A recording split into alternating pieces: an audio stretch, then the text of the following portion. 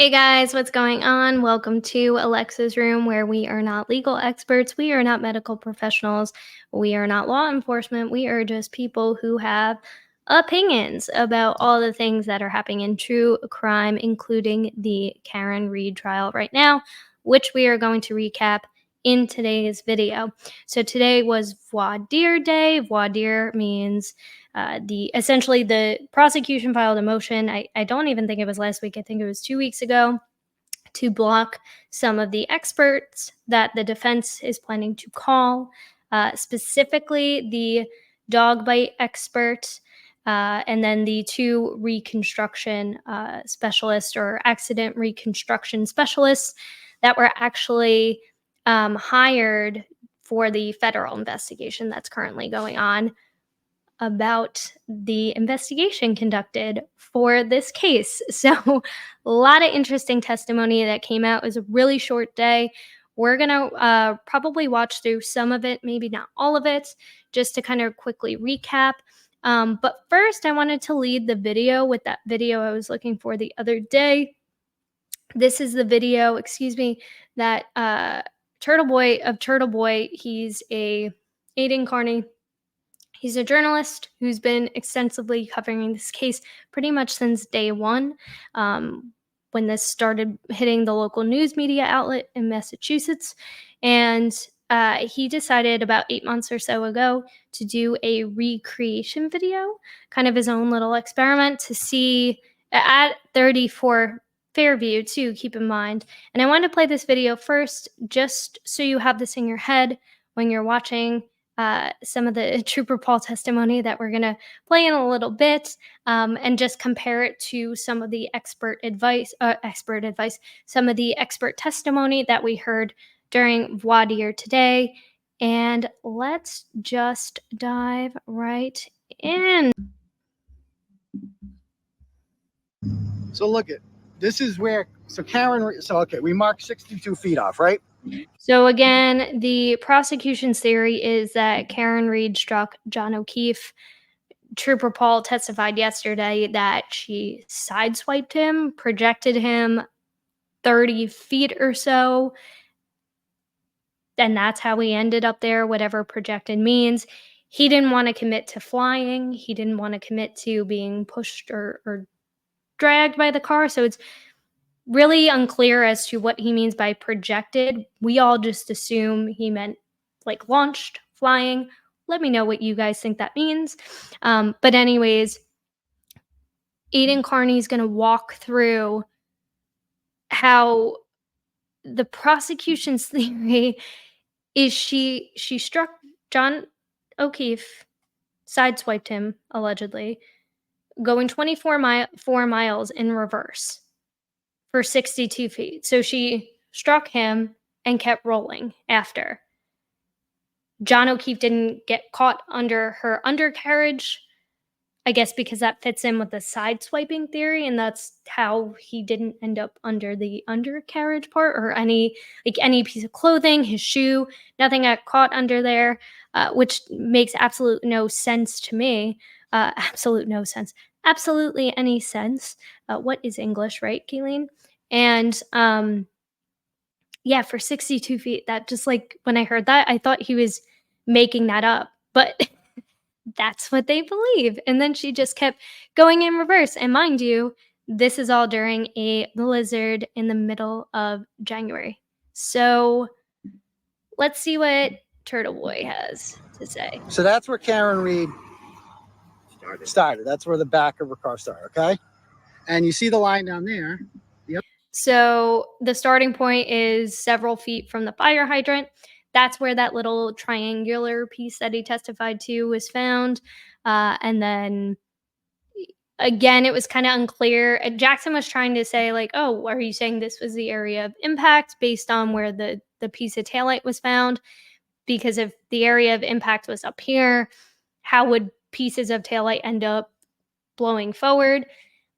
I mean, the only thing I could think of is if there were high-speed winds that night. I just don't know. I mean, I don't buy into it, but if I were to play devil's advocate, that's the only thing I could potentially see the prosecution arguing, but nobody came back with that or clapped back with that. So again, let me know. The other line, that's where he got hit. Okay, so I've been at 62 feet. Mm-hmm. So we have to believe, right, that the freaking car, so it went, first of all, it curves. Notice how the road curves? So which is something that he brought this up in this video, but also during one of his recent live streams too. Definitely recommend you check him out, his content out. Nobody brought up the fact that the road curves, and this is 34 Fairview. So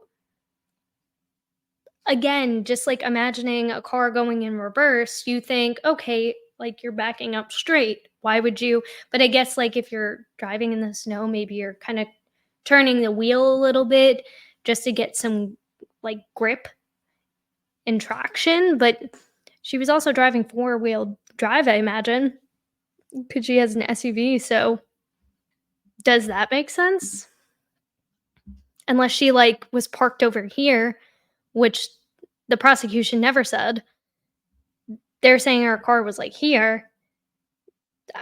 That's the only thing I can say is if her car, and I'm pointing on the wrong screen, if her car was here instead of here and she reversed like diagonally, but again, that's not what they testified to. So I hit.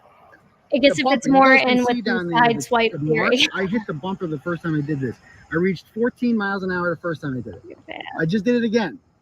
I got up to 27. Yeah. No, I apologize. 17 miles an hour, right? I got up to 17 miles an hour. Now, that lady yelling at us. And then it curves. Like, I hit the fucking curb. There's no way if she... So let me guess. Go stand down there, like where John was. So, like, just... So, Rich is John's height, too, right? John is 6'2". So she drops him off, right? And then for some reason, he stands there in the middle of a snowstorm. He just stands there. And Karen pulls up here. She gives him time to, because he's all mad and she wants to kill him. And what? Hey, John, I want to kill you. I fucking need you. Can you just stand right there for like a minute so I can pull forward 62 feet and then gun it in reverse? And then the car's coming at you. And so the car. And like, why in reverse? Like that just doesn't, like, why not turn around? Like, even if you are, like, if you're, like, drunk and angry and you have that blind rage, which, again, they're alleging she was drinking and driving, which it seems like everybody in this entire trial was, why wouldn't you just turn around, like, and go and drive to do it? That seems way more intentional. And the reason why he's bringing this up is because she wasn't just charged with manslaughter. She was charged with second-degree murder. So the prosecution has to come up with a theory that supports that she killed him in a second-degree murder. Again, it doesn't make sense. Comes back here, right? She somehow, I don't know, she doesn't turn because they didn't say anything about any tire marks on the curb. I just made tire marks on the curb. Look at this shit. So John is standing right here where the car comes back. And he just no tire, not even just tire marks on the curb, but like again, if she's reversing straight back, which nobody testified to, like how the car went, because nobody knows, because there's also no ring camera footage. This case would have been open and closed shut if they had just properly investigated and asked for ring camera footage, because I can bet you there's at least one neighbor on the block, probably Brian Albert, the homeowner of 34 Fairview, or former homeowner, who has ring camera footage. Like, somebody has to have a ring camera, right? But anyways, I digress. Wouldn't there also be, though, tire marks or like some kind of evidence that there'd be like tire marks on the grass too? Like, why would you just hit the curb? I feel like if you're going that fast, you probably end up like on the grass, especially if you hit. Again, I'm just speculating, but that's where my brain goes. It doesn't go like, why did she drop him off right here? We've been over this. Why did she drop him off right here and not in the driveway, right? And he just stands here and he's like, yeah, just hit me because I feel like dying today. And then again, see this right over here? Those are my tire marks because I didn't turn it. I didn't turn the wheel. So I hit the freaking curb. So Karen's car is a tank. So she hits him right? Which And I think to Trooper Paul testified the yesterday, not the I keep saying yesterday. The other day, he testified that, or it was yesterday. I don't even know what day it is. When he testified, he said something about her turning the wheel. So I don't know if that was always part of his analysis or if that's just something because he's trying to answer the comment sections. I don't know. But I thought that was interesting to also call out too. So we're going to actually fast forward. We're going to get right to when he does this.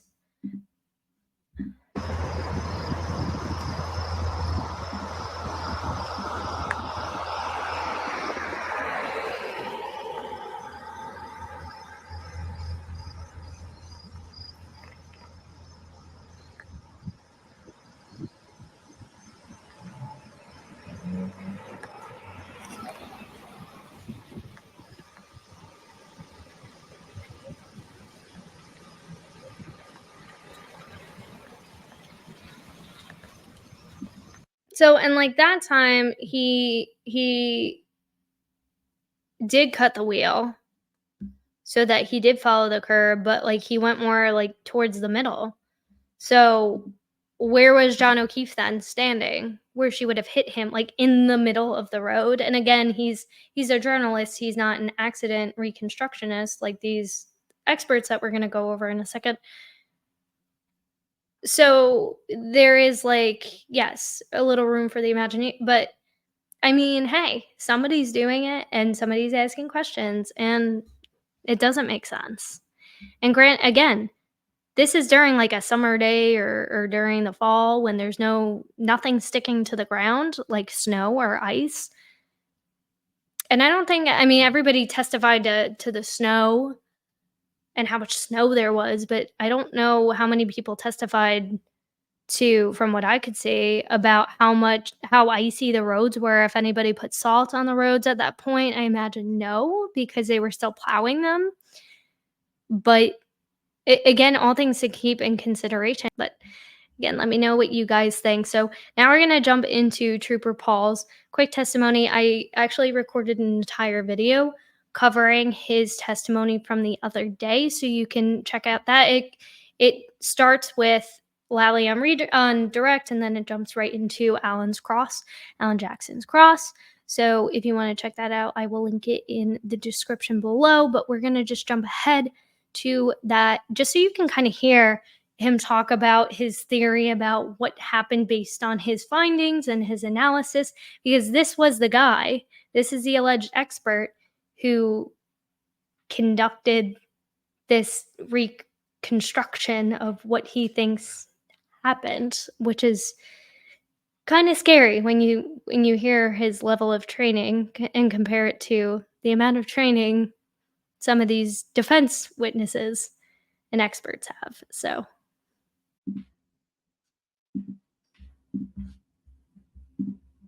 you indicated, quote, yeah, there's certain calculations we can do with that, would figure out if the car backed up, hit somebody, and then they go a certain amount of distance, and it's based on miles per hour, speed of the vehicle, striking vehicle, and stuff. Remember saying that? And stuff. Very scientific. Yes. What did you mean by stuff? I don't know. You said that the calculations would be based on miles per hour and stuff. Did you ever do a stuff to test that? That's the grand jury's question. No, we cannot. So what Alan Jackson is referring to is the grand jury testimony that he did. This hearing was held, I think, in February of this year, so a few months ago, which they're going to bring up a lot during this trial, especially when they're talking to a lot of these troopers. Calculate anything from this collision. Say that one more time. We cannot calculate anything from this collision. Who's we? I'm sorry, me. The role me. Well, you know John O'Keefe's weight, right? What's that? You know John O'Keefe's weight. 17 pounds, right? Yes. Did you know that? I don't know his weight. No. Like, wouldn't that be You know the important weight of the vehicle? Yes. you to know? What's the weight of the vehicle? Gross weight. I What's the brought this gross up weight? in my video yesterday too. Is like, thankfully, I've never been struck by a vehicle. Hope I never will be. I'm gonna knock on some wood. But I imagine that the distance that a body of somebody who is taller, weighs 170 pounds, is going to project when they are struck by a vehicle, especially in reverse, differently than if they were struck head on in drive, and also like in different weather conditions. Also, too, compared to somebody who is like my height, 5'2", and weighs like 125 pounds. So, wouldn't it be important for you to know that information? And why? Why wouldn't you? You could probably get it from Good Samaritan. I think it's approximately 7,300 pounds. Were you able to calculate the mass of the vehicle? I did not calculate the mass of the vehicle. Well, you told the grand jury that you were planning on doing that kind of stuff to calculate how far a person would travel being struck at that speed with a car of that weight. You didn't do those calculations? No, because the calculations would vastly underestimate the speed of the vehicle.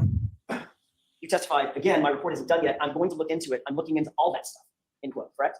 Yes. What's that word again? It's been more than 2 years since that statement at the grand jury. Is your report finished? Yes, it is. Did you engage in any of those calculations? Sorry, that was I 2 looked into years it. ago. The grand This type jury. of collision would not. There was a I would not be able to hearing that use was done the in formulas for February. this type of collision. Well, let's talk about those formulas. How would you calculate how far a body at rest would travel after being struck by an object in motion? How would you calculate that? In pedestrian collisions, I use the Searle formula, Searle throw formula. What formula? Searle. What's that mean? It's a type of formula that we use for a calculation of post-impact So or speeds of pedestrians. that includes certain principles of physics to calculate that, right? What do you mean? I'm sorry? What do you mean by certain forms of physics? There would be physics calculations that would be required to figure out how far a body at rest would move having been struck by an object in motion. Right. That's a basic principle. Of Yeah, I guess you could say though. All right. Can you describe for the jurors exactly what calculations you would need to employ to determine how far a body at rest would travel having been struck by an object in motion?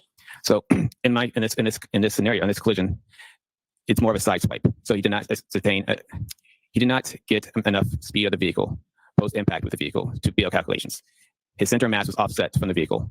So we would vastly underestimate his speed. So that's why I did not do a formula. If he was more in line with behind the vehicle, he would have been projected forward, and using that projection forward, he would have done to get more closer to the actual speed of the vehicle during that post impact travels. Well, that presumes a couple of things, Paul. That presumes that he was quote unquote satisfied, right?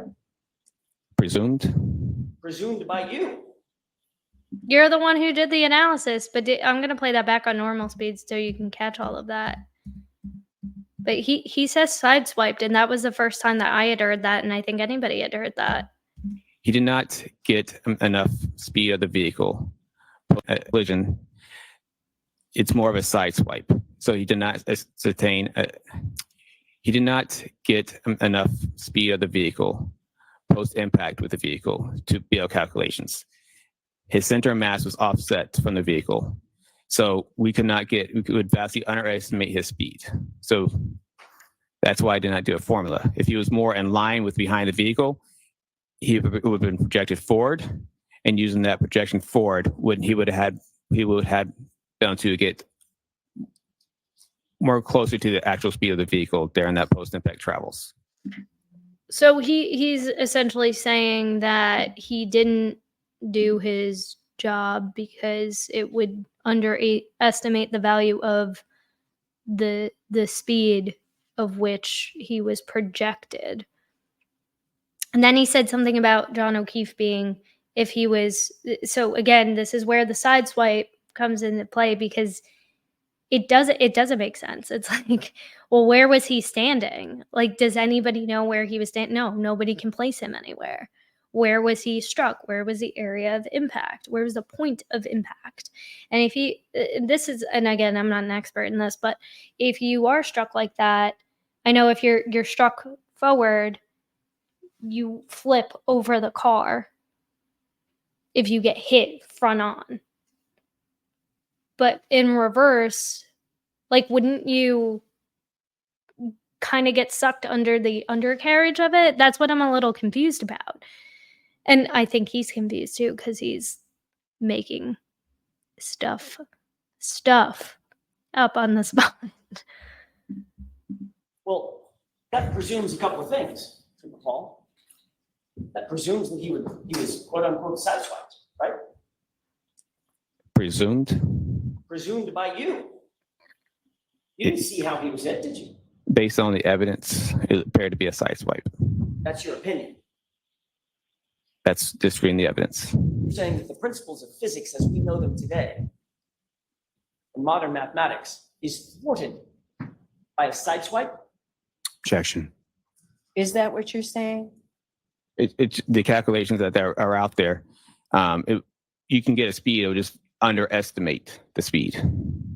You would have to know what the initial momentum of the object is that's in motion. So Correct? then, like, why wouldn't you, if you said, okay, like, just tell us, okay, this is an underestimated value, it's not an accurate. If you just say it when you come out like, well, I just didn't test it at all, it's like, well, why not? Like, test everything. Of what object? The truck, Paul. I would have to know that speed. Yeah, you'd have to know what the initial momentum is, not speed, momentum. There's a difference, Okay. right? Would you agree with that? No. Let's all go back to like 7th grade physics, guys. Momentum. I wish I could share my screen on this, but momentum. The quantity of motion of a moving body measured as a product of its mass and velocity. Cool. What's the definition of speed?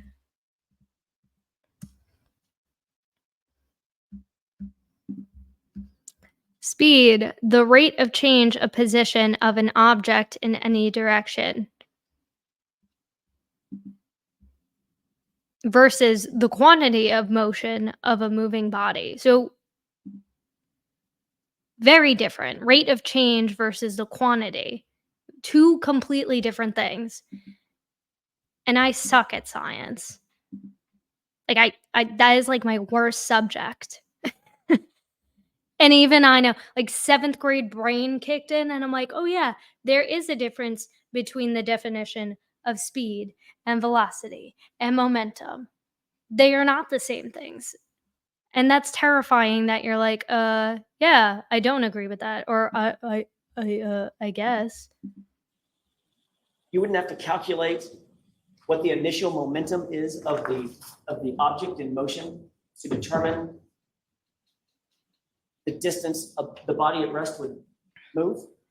Well, in that sense, are we talking about trying to find the speed of the vehicle? That's usually what we're trying to do. Right, okay. Well, let's put the speed of the vehicle aside. Let's talk about initial momentum. What's the formula for calculating initial momentum? There's different types of momentum formulas. It almost feels like I'm watching this again, and we're not going to watch any more of this, I don't think, because I posted an entire video of this. But you get the gist. He's saying John O'Keefe was sideswiped. Actually, there might have been more on that. But I want to get to the part where he's talking about holding the glass in the air. But you get my point, guys. Okay, Allied, I actually wanted to watch a little bit more of this because Jackson hits into some good points about his qualifications and his level of expertise.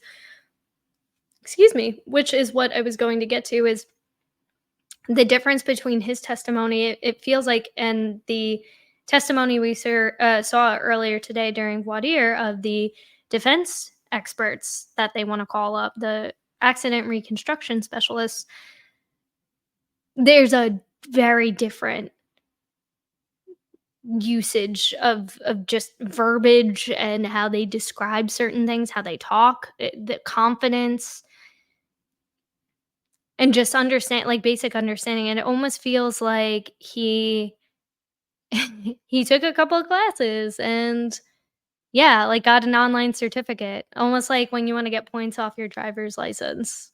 Like, yeah, I paid like $20 to do this course and I got 10 points removed off my license or whatever. So it feels like he's definitely the wrong guy for the job. Trooper Paul, you have no idea what all these physics calculations mean, do you? Objection. Sustained. You've not been trained in physics formally, have you? Yes. You have been, It's incorporated into the classes. right? You had a few classes that used the word physics, but you haven't been formally trained in physics, have Objection. Sustained. you? You haven't been formally trained in kinematics, correct? It's in the aspects of all our crash reconstruction classes. You haven't been formally trained and hold no degrees in biomechanics, do you? I do not have a degree in biomechanics. In fact, Jackson's setting the stage for when he calls his witnesses. That's why he's using all these big words. basically what you did in this case was calculated emission cycles. And you got those wrong, right? Objection. Sustained. Come on, Mr. Jackson, ask the appropriate part of the question, you'll get it. She sounds like a frustrated mom. Let me ask you this. Based on your reconstruction, nearly 2-year investigation, exactly how was that taillight shattered? This is the part I want you guys to see. How Can you does the keep it on normal taillight? speed? What do you? It gets so the taillight in this case was shattered when it was struck John O'Keefe's arm. Exactly what part of his arm? Based on what I saw for his injuries, was from the upper part of his arm down. Was his arm out? It just struck the arm like a hinge? Was it in front of him? You did the reconstruction? It looked, Here's exactly how his body was positioned when he was struck by that.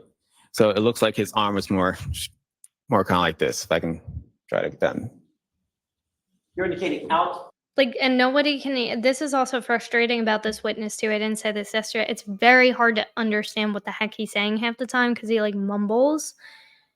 But I also think it's like because out of nerves because he's not confident in what he's saying because what he's saying is practiced. You just say bullshit. It's a lie. No, we're talking about Trooper Paul, the crime scene reconstructionist. By his side, correct? Yes. All right. And the taillight would have struck his arm, right? Yes. Not his torso. Yes. Okay. So the full mass, the full weight of that truck hit him basically at the elbow. 7,300 pounds, I Is that think right? it said. No, Missing his no. torso. I said it. Yeah, from the upper part of the arm Right. down. Yeah. The elbow and the biceps. I didn't see anything that shows an indication that this lower torso was struck, but Okay. So his torso, it's not saying it could not have been a possibility, but I just didn't see anything. So his torso was spared. But like, weren't you given But the the arm took the brunt, medical examiner full force report? of the vehicle, correct? Like arm and shoulder. Yes. Wouldn't you have that You said he information? then did a spin, like a sort of a pirouette. He got spun around possibly the way it struck. It looked like it could have turned around counterclockwise. Okay. So if he turns around counterclockwise, is he turning around in the air counterclockwise? Yes. Initially. So he gets hit from the upper biceps, shoulder area, and down to the forearm, right? Yes. By an unbroken taillight, right? Yes. In other words, it's nice and smooth. Nothing, no shards of plastic or anything broken at the time that it made contact with his arm, right? Correct. Okay. So how did his arm get all cut up? Because when his arm struck the taillight then cracked. And as the car is driving past him, the taillight could scratch it. Got it. So he gets hit by the car, not his torso, just the arm. The taillight cracks. And as it passes by, his arm stays with it long enough to get striations, those scratches that you see, those lacerations, those abrasions that you see, right? In a sense, yes. And at the same time, he does a pirouette and flies 30 feet to his final point of rest. I don't know if he did a pirouette. Well, I'm using the word pirouette. He spun around. He started rotating Because he wants to make sure the jury knows how ridiculous all of this sounds. So he does say, and he later contradicts himself because he says, "Oh no, like I didn't say projected means flying, but you did say he flew initially." Okay. It sounds like he's saying his arm was what broke the taillight. but there were no pieces. That's what they were checking for, pieces of taillight in the actual in his sweatshirt, because his sweatshirt was all torn up and his clothes. But the scratch marks from the taillight, like flying in the air from him holding his arm like this. Why would he be holding his arms like this? If I saw a car coming at me, no matter how drunk I am or not, I probably would try and like dive out of the way. If that, like, I feel like that would make more sense if he was like, oh, he like turned and he got like struck like sideways, like sideswipe that way, and that's how.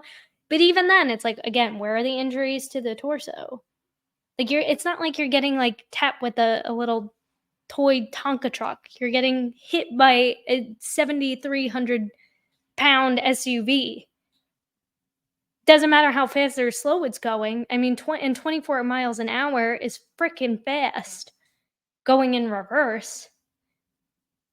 Doesn't matter how drunk you are. Like, I feel like you'd be trying to get, or like, like waving your arms or something. But I mean, it's hard because we're just speculating here, but it makes way more sense. And you'll hear what, like, his explanation, I think, for holding his arm, like why he thinks his arm was like this.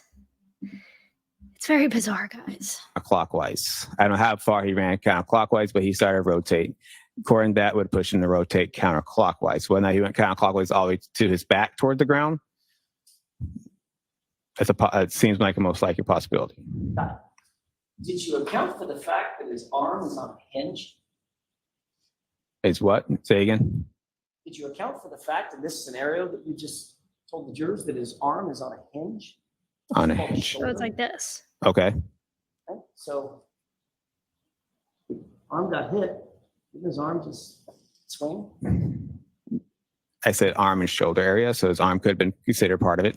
Even if his shoulder got the upper, Okay. you're pointing to his upper biceps. Mhm. Right? There's no injuries on his shoulder, not a single one, not even a bruise, right? There'd at least be a Like I bruise. said, it looked like to me it was from up here. I don't know how far I can up back here, but it was up here. Well, So you're the one that talked about his injuries on his arm. yes. That's limited to about mid biceps, about mid forearm, correct? Okay. Right? Yes. No injuries on the shoulder, no injuries on the torso, Nope. no injuries on the ribs, Nope. no injuries on the back. Like, right? wouldn't you think a broken that bone right? or something? So your theory is you got hit on the arm, took the brunt of the force from the taillight on the arm, stayed with the vehicle long enough for the taillight to explode, basically, to shatter. Then these striations get on his arm, abrasions. Does a pirouette, spin, counterclockwise. He flies 30 feet in the air to his point of rest. Yeah. Have to probably go faster than that though. Yeah, like you can tell he even knows too. Like, he even, like, as he's saying it out loud and Jackson's repeating it back to him, he's realizing, like, yeah, that makes absolutely no sense. Like, what the heck? So you can catch the rest of that video if you want to see more of my commentary on that. And I'll link the video in the description below, but I want to keep things moving for the time being. Okay, so now I want to compare that. So now we've seen the recreation video that Aiden Carney did. Now we heard from Trooper Paul and what he thinks happened and how John O'Keefe ended up 30 feet away from the curb. Now we're going to hear, this is one of the accident reconstructionists, Dr. Daniel Wolfe from ARCCA, who the defense wants to call as an expert when it's their turn to shine, once the prosecution rests their case.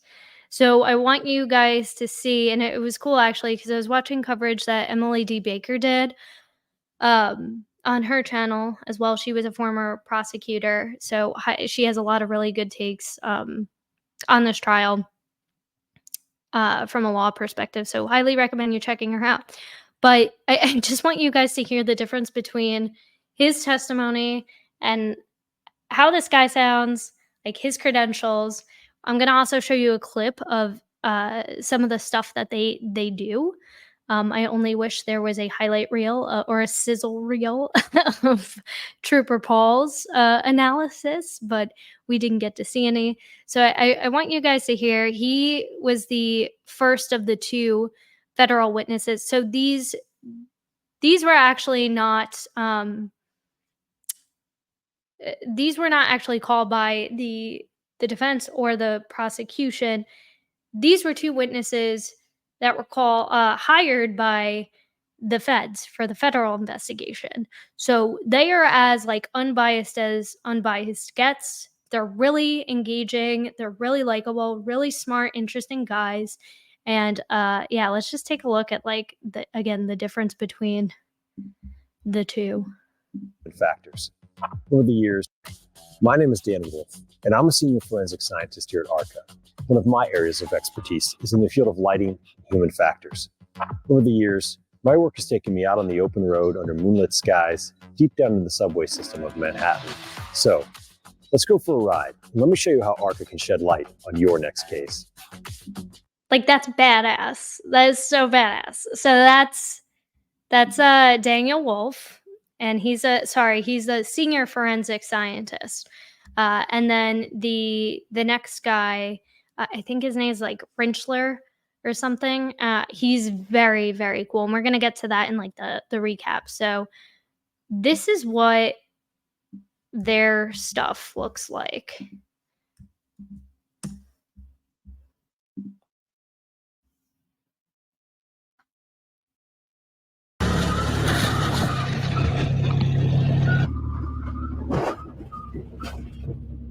Like legit. Total legit stuff.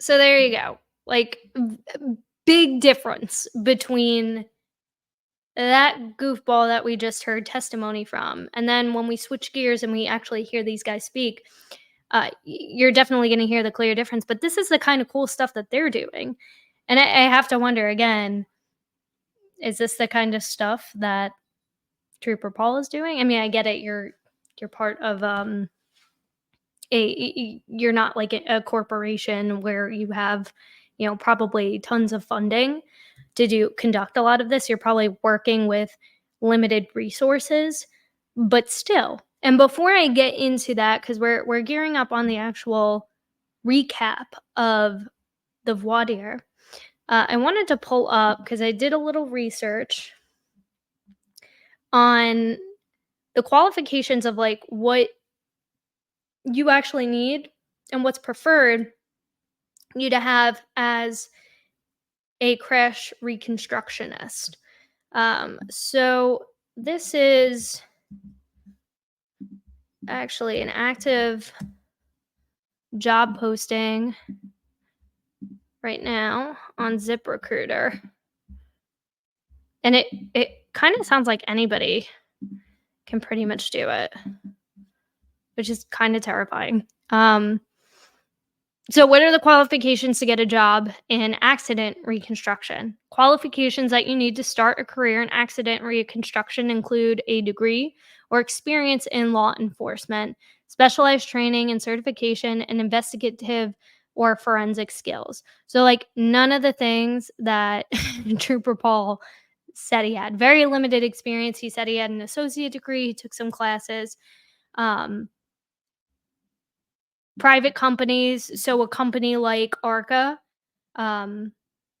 might want somebody who has a law enforcement background, and that makes sense. Somebody who's actually on the job, who understands how these cases kind of work, maybe has seen, has a little bit hands-on experience of what actually takes place in these types of accidents. You may also wish to pursue a degree or post-secondary studies in math, physics, or forensic sciences. Accident reconstruction involves performing scientific analysis and the different factors involved in a traffic incident. So essentially what he is, and this is what it says on the Massachusetts.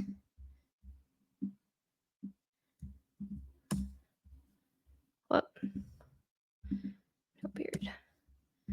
It says on the Massachusetts government website is this is the course that he took, right? So you get a certification. This is exactly what's offered. Basic crash investigation, advanced crash investigation, whatever that means, crash reconstruction, crash investigation, reconstruction refresher.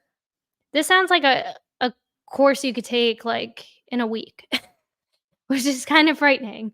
Because again, if you're investigating a murder and a homicide, you want to make sure that you're getting the best of the best. And that's why the feds brought in and hired these guys from ARCCA, because they know what they're doing.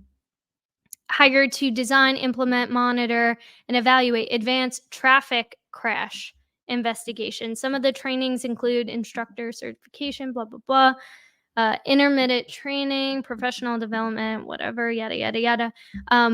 But yeah, it's eventually,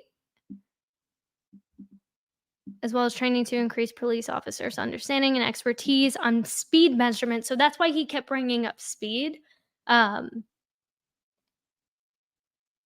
It's for traffic safety. It's not really necessarily for people like the guys at ARCCA who are getting into the forensics behind it, getting into the scientific analysis, getting into the physics of how these crashes, collisions are occurring and what we can do to prevent them and make everything safer. Yes, like traffic safety, but it seems like this is like the beginner's course to the advanced course that you really need to take in order to testify in a murder trial like this. So I just wanted to call that out.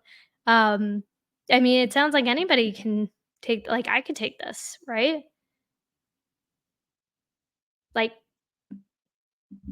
if I had an associate's degree, I could totally do this. So if any one of you guys lives in Massachusetts and wants to be a advanced traffic crash, what is the actual title?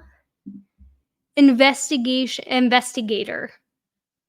You can be, as long as you have an associate's degree.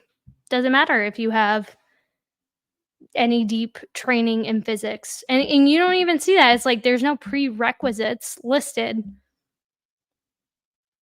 on here. It's insane to me. So I wanted to just call that out really quick. Show you guys that before we dive into the Voire today. First, we're going to do a quick little recap via the court TV.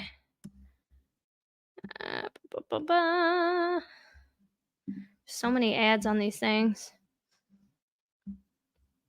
I'm going to zoom out. I'm also like blind a little bit, so I have to zoom in a lot. Okay, so now we're going to jump into the voir. We are going to go through the three witnesses. So Daniel Wolfe, who I just, Dr. Daniel Wolfe, who the forensic scientist I just showed that clip of from ARCCA. And then we're going to get into the other ARCCA witness. I forget what his exact title is. He's also a doctor. And then Dr. Marie Russell, she's the first one that we're going to go through. She is essentially the dog bite expert that the defense is trying to call. Just to quickly recap, so we can kind of skip ahead, give you some background. She has a really impressive background. I think she was super likable. The problem that the prosecution seems to have with her are a couple of things. One, that the defense didn't provide like a proper report of her testimony beforehand, before the trial began, during discovery. But we actually found out today that Alan Jackson only decided to add her to the witness list during the trial. She was working with the LA deputy, I think DA. Yeah, John Lewin, the LA deputy DA, on a cold case. She essentially heard about this case, heard that, well, not this case, but like heard that there was a case going on in Massachusetts. She's from Massachusetts, involving a potential canine bite, and that piqued her interest. She told him, hey, like, if I can help in any way. Alan Jackson used to actually work as a prosecutor in that LA office. So him and John Lewin contacted him, said, hey, do you need help with this case? I have a great expert that might be able to help that specializes in, canine bites. She actually wrote a book on this. So we're going to get into that now. She's going to talk about it, her experience, her background in it. We'll get a little bit into her testimony, what the judge said afterwards, what Lally tried to rebut, and then we're going to go through the next two witness testimonies, round out this video, and see you in the next one from there. Okay, so we're going to dive into her. Los Angeles County by Forensic Pathology Fellowship at the Los Angeles County Coroner's Office for 2 years. And the years, if that's 4 years, that would be from 1991 to 1995, approximately? That is correct. Tell me what your experience was as a fellow at the Los Angeles Coroner's Office, Los Angeles County Coroner's Office. Yes, well, it also was a very busy coroner's office. And so every day there would be cases. I probably did at least 2 cases a day, most days, and plus conferences and educational opportunities. But the interesting thing about being a fellow is they try to give you a wide assortment of cases. So, for instance, I not only saw numerous victims of gunshot violence and stabbings, but I saw numerous victims of motor vehicle accidents and natural death, overdose. Interesting, isn't it? And what now? Victims of gunshot violence. They try to give you a wide assortment of cases. So, for instance, I not only saw numerous victims of gunshot violence and stabbings, but I saw numerous victims of motor vehicle accidents and motor vehicle accidents.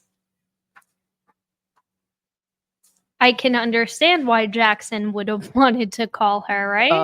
And natural death, overdoses. And then if there was an unusual case, it usually went to the fellow, because the fellow was also being supervised. So, did any of those unusual cases, and we'll get more into this in just a second, but did any of those unusual cases include animal attacks?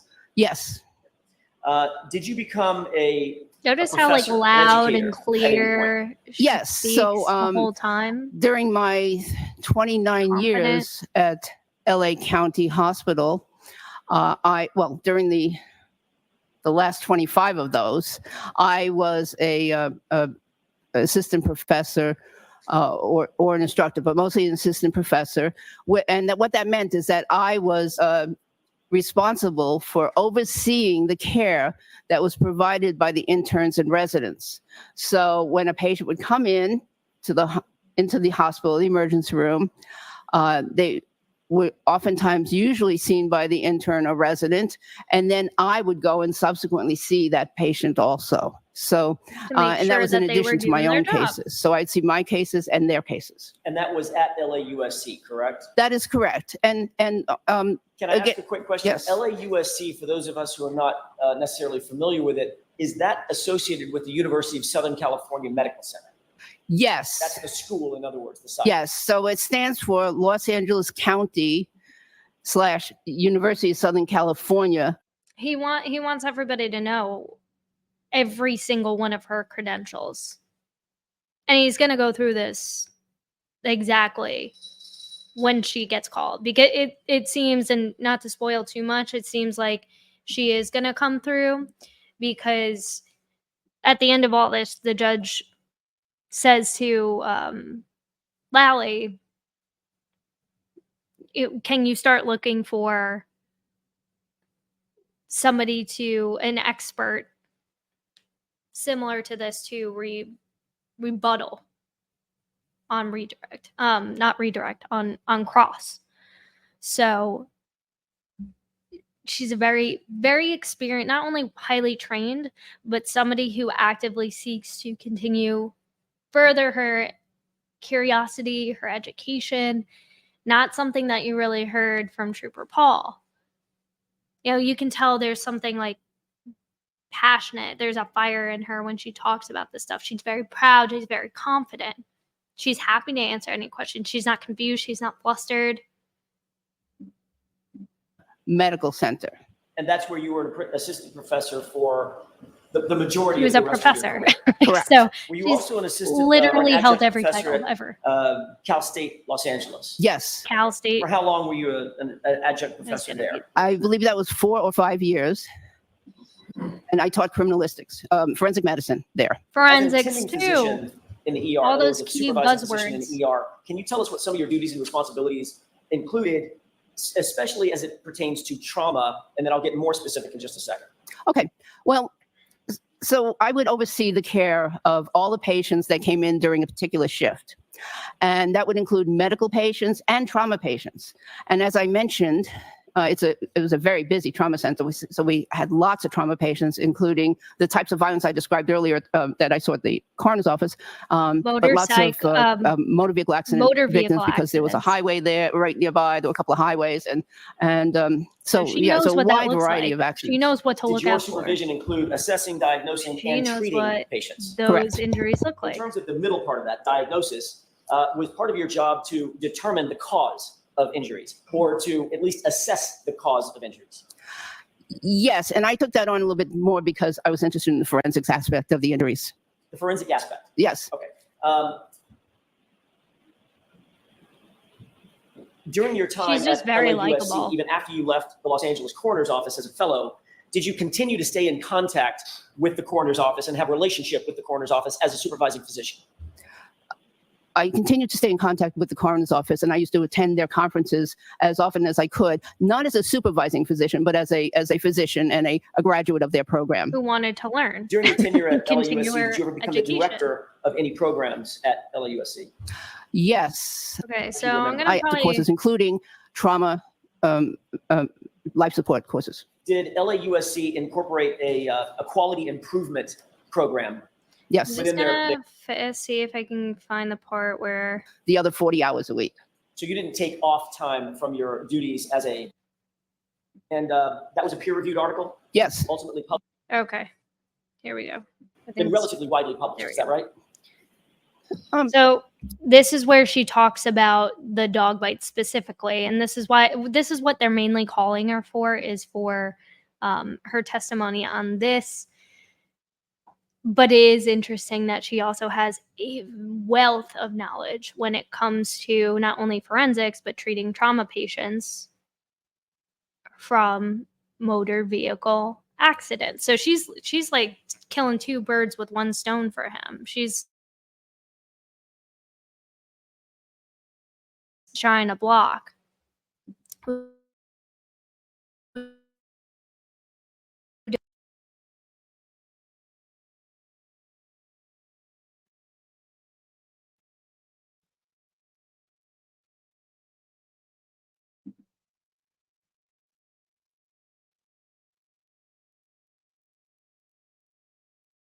Okay.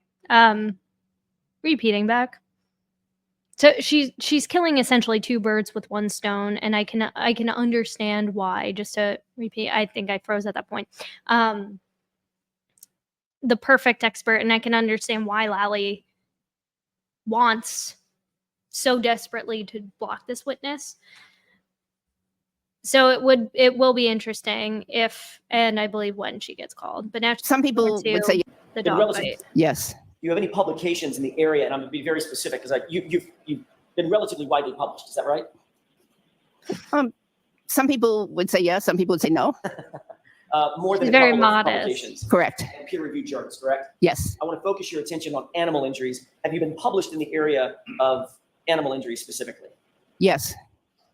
Do you recall those publications? Yes, they had to do with law enforcement dog bites. Did you draft an article or co-author an article called Managing Law But again, remember, Brian Albert is also law enforcement. Enforcement Dog Bites in the ER? Yes, I was a co-author. 1996. Sounds right. And that was a peer-reviewed article, Yes. ultimately published Yes. and ultimately available to be cited by other doctors and studied by other doctors, correct? Correct. Did you also author or co-author an article entitled Law Enforcement Canine Dog Bites, Injuries, Complications, and Trends? Yes, I did. Is that in 1997? Sounds right. Was that also peer-reviewed? Yes. And that publication was also available for other physicians throughout California and throughout the country to refer to for the study of animal bites and dog bites, correct? Dog bites. Yes. Dog bites. But Concerning notice how animal she's like injuries, dog during the bites. course of your Yeah. professional experience, how many patients have you seen, diagnosed, and or treated with animal injuries, including dog bites and scratches, if you had to estimate? Many hundreds. Would you say it's over or under 1,000? I would say it's over 500. I don't know because we didn't keep really good records back in the earlier days. But it's safe to say you've seen hundreds and hundreds and hundreds of dog bites and scratches. Yes, in my 29 years at LA County Hospital, yes. And my dog bites I took care of and dog bites that the residents took care of, yes. And you've even published articles and studied, not just seen them, but studied dog bites and dog wounds, correct? Yes, Have you qualified as an expert previously in other courts as in emergency medicine? yes, Have you qualified as an expert in other courts in forensic pathology and wounds? yes, Has that been in both state and federal court? yes. Doctor, were you asked to review certain materials related to this case? So now he's Yes. going to get into this case. We're going to watch some of this because it does get interesting. And then we're going to shift gears and move to the second witness. And then I might round out with I'll probably get to what Lally had to say and Bev had to say about her. I found it a little distasteful, just considering it's like, regardless, there's no argument. This woman's probably one of the smartest people in this room right now, and we all know it. Then she knows it, but she's modest about it. So I think she's highly likable. I think the jury would think she's absolutely adorable. So I hope she does take the stand. And that was in furtherance of coming to, if you could, come to an opinion or a conclusion about injuries to the victim in this case, a person by the name of John O'Keefe. Yes. What did you review in anticipation of your determining whether or not you could come to an opinion or a conclusion? So I reviewed hospital photographs, autopsy photographs, an autopsy report, grand jury testimony from the medical examiner in this case. There may be some other. Based on this, I just want to ask about that. Do you have notes with you as to what you reviewed? No. Okay, so when you say there might be other, you don't. Well, If he tells you what you reviewed, you'd know it. I would recognize it. All right, but I want to hear it from you. You don't know of anything else that you've reviewed? This is sort of important, Mr. Jackson. Okay. Can you think of anything else, Doctor, The besides autopsy. these? I mean, she listed off Autopsy photographs. a ton of stuff. Autopsy report, neuropathology report, She's running the damn toxicology country. report, Probably hard to keep track of. and the grand jury testimony. okay, so as you recall, the items that you reviewed include an autopsy report by Dr. Scordi-Bello, correct? Yes, A neuropathology report by a doctor named Stonebridge, correct? yes, Toxicological reports associated with the autopsy, yes, grand jury transcripts from Dr. Scordi-Bello, yes. photographs of evidence items, including a gray sweatshirt, Oh, yes, yes, and Yeah, autopsy see, photos now that were he's taken trying to help her attendant out to a the little actual bit. autopsy. But yes. Yeah. And photographs that were taken in the hospital. And I reviewed the hospital ER record also. so she's trying to be like, yeah, see, I do remember Bev. Jeez. So in addition to what you just listed, there's also hospital photos separate and apart from the autopsy photos, is that correct? Yes, And those hospital photos showed the injuries to Mr. O'Keefe's arm, is that right? yes, And you also reviewed emergency room records that are attendant to his initial acceptance into the emergency room on January 29th, 2022, correct? that's correct. Based on your review of all of those materials, were you able to confidently come to any conclusions or opinions about the nature of the injuries suffered by John O'Keefe, specifically as they relate to John O'Keefe's right arm? Yes. What is your opinion and conclusion concerning those injuries? Those injuries appear to be consistent with an animal attack. Can you be more specific in terms of the type of animal, or are you relegated to simply an animal attack? Well, they are consistent with a large dog attack. There's a combination of both what I consider bite wounds and scratch wounds on the arm. There were also some puncture wounds in that shirt. And So I'm sorry, puncture wounds in the shirt? Puncture holes in the shirt. Yes, Beth. And on what do you base the opinion that the injuries are consistent with dog bite or scratch marks? Well, the patterns. There are several patterns of parallel wounds that appear to be superficial scratches that could have been caused by nails or could have been caused by teeth. So not abrasions. There are different angles on the arm and different locations on the arm, and but they're generally oriented in a specific direction. And there's also an area, the distal forearm, which is close to the wrist, which shows what I believe is an arch area of teeth marks. And what's the significance of the arch area?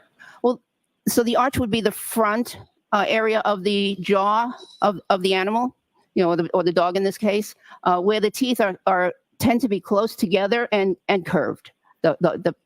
There's a curved pattern to the configuration of the teeth. I may have just a moment, Your Honor. Yes.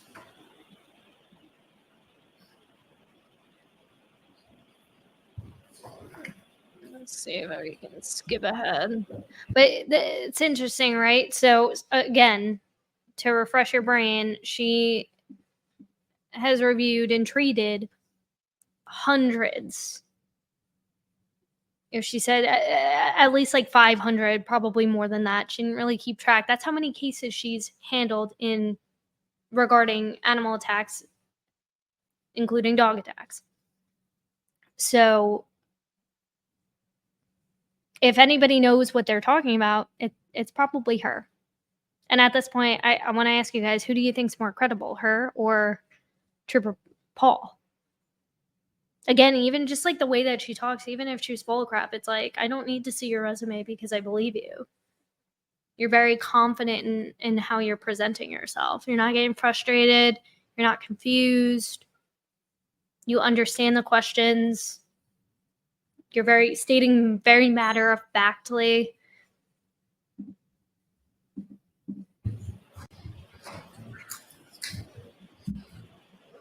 Oh, he's gonna talk to his digital I'm going to guy. show you a series of photographs. Okay, so now we're gonna see photographs of John O'Keefe Can I approach them? with the alleged bite marks. First, can you describe whether or not you recognize what's depicted in that photograph? Have you seen that photograph before? Yes, I have. Is that part of what you reviewed in coming to your opinions and conclusions? Yes. What is that a photograph of? So this is a photograph of the decedent's arm near the elbow. And do you want me to describe what it shows? Just briefly. An Okay. overview of what Yeah, and it shows wounds. Okay. Your Honor, I would ask that be marked as next in order. All right. So for this voir dire, we'll have separate evidence, right? Is this an exhibit number in the trial It already? has not been marked yet, so I'm fine with starting over, sort of for the purpose of the voir dire process.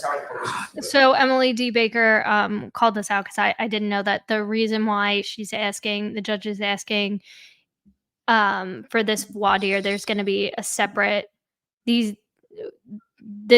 pieces of evidence are going to be marked separately than what's used during the trial, so that if it does come up in a future hearing or during an appeal, everybody's testimony is recorded, documented, organized from the appropriate dates of time, which is ironic because there were a lot of chain of custody issues throughout this case, not within the court necessarily, but within the investigation of the case. So I thought that was kind of funny. We're going to fast forward a little bit.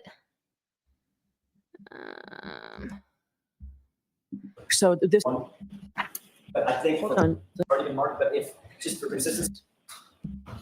Okay. And if you tell me the exhibit numbers that they are. There's no objection, Mr.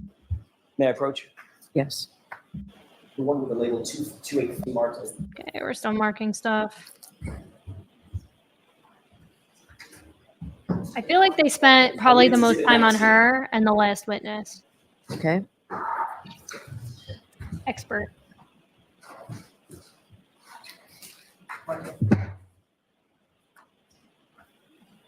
At 19? I imagine she gets paid Okay. too for the voir dire and the actual testimony, like the day in court. And is the third one also in Along evidence, with you all the said? time she's spending. Two of the three What a have not cool been job, marked. right? I'll- You get as soon as paid to that just go is through ready. stuff. She's ready. May I just establish the foundation? Yes. The following two photographs that I just showed you, Doctor, do you recognize those? Yes, Did you also review those in terms of, in furtherance of coming to your opinions and conclusions? yes, Do they also appear to be different photographs of John O'Keefe's arm? yes. I would move for the admission of both of those, Your Honor, for purposes of voir dire. There's been no objection to them, so they're in. They're already marked. I just need to know which one's 2 and which one's 3. Okay, they're doing more May I approach? marking Yes. of the evidence. I don't know why it doesn't always let me. May I publish? Okay, now they're gonna pull this up on the screen. Is this photograph of the of John O'Keefe's arm? Yes, Is this one of the several photographs that you reviewed in coming to your opinions and conclusions? yes. I want to ask you a couple of questions about this. There should be a. So again, sorry to keep pausing, but this is what the prosecution is alleging was caused by John O'Keefe getting struck with Karen Reed's vehicle from the taillight. Like the pieces of taillight caused those scratch marks after his body from impact broke the taillight. That is what Trooper Paul testified to yesterday. laser pointer on the desk. Okay. Can you explain for the jurors what it is about the injuries that assisted you in coming to your opinion and conclusion that this is from an animal attack? Okay, there's several patterns here. So for instance, let's look here right near the elbow, the exterior part of the elbow. There's these 2 linear marks, which appear to be from upper teeth, and 2 punctures below those, which are superficial, meaning they didn't go very deep into the skin, but they appear from the lower teeth. So that's one pattern. There's another pattern close to the shoulder, which shows parallel marks, these 2, and maybe a third one in the middle, parallel marks that are oriented at a certain angle. And these are superficial wounds, which are consistent with teeth marks. They also could be possibly consistent with nail marks, but With what? nails from Claws. claws, yes. All We have some more here, similar from obviously different teeth involved or different claws, and then down here closer to the wrist, we have an unusual pattern of at least 4 striations, the way I see it, at least 4 striations that I believe are caused from the teeth towards the front of the mouth near the arch. It appears that there's an arch pattern here. So in a dog attack or in an animal attack, in your experience, I'm going to take this one down.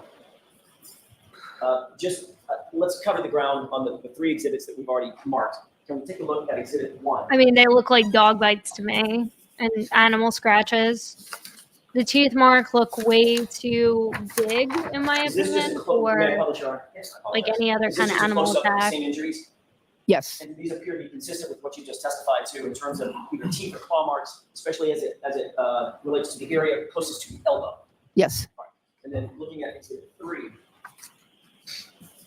So you really want to zoom in on these May I publish? puncture marks Yes. too. is this a close-up view of the area closer to the wrist that indicated those parallel, you used the word striations? Yes, All right, and these appear to be taken, attended to the autopsy as opposed to the other photograph, exhibit 2, that was taken in the hospital. Is that right? that is correct.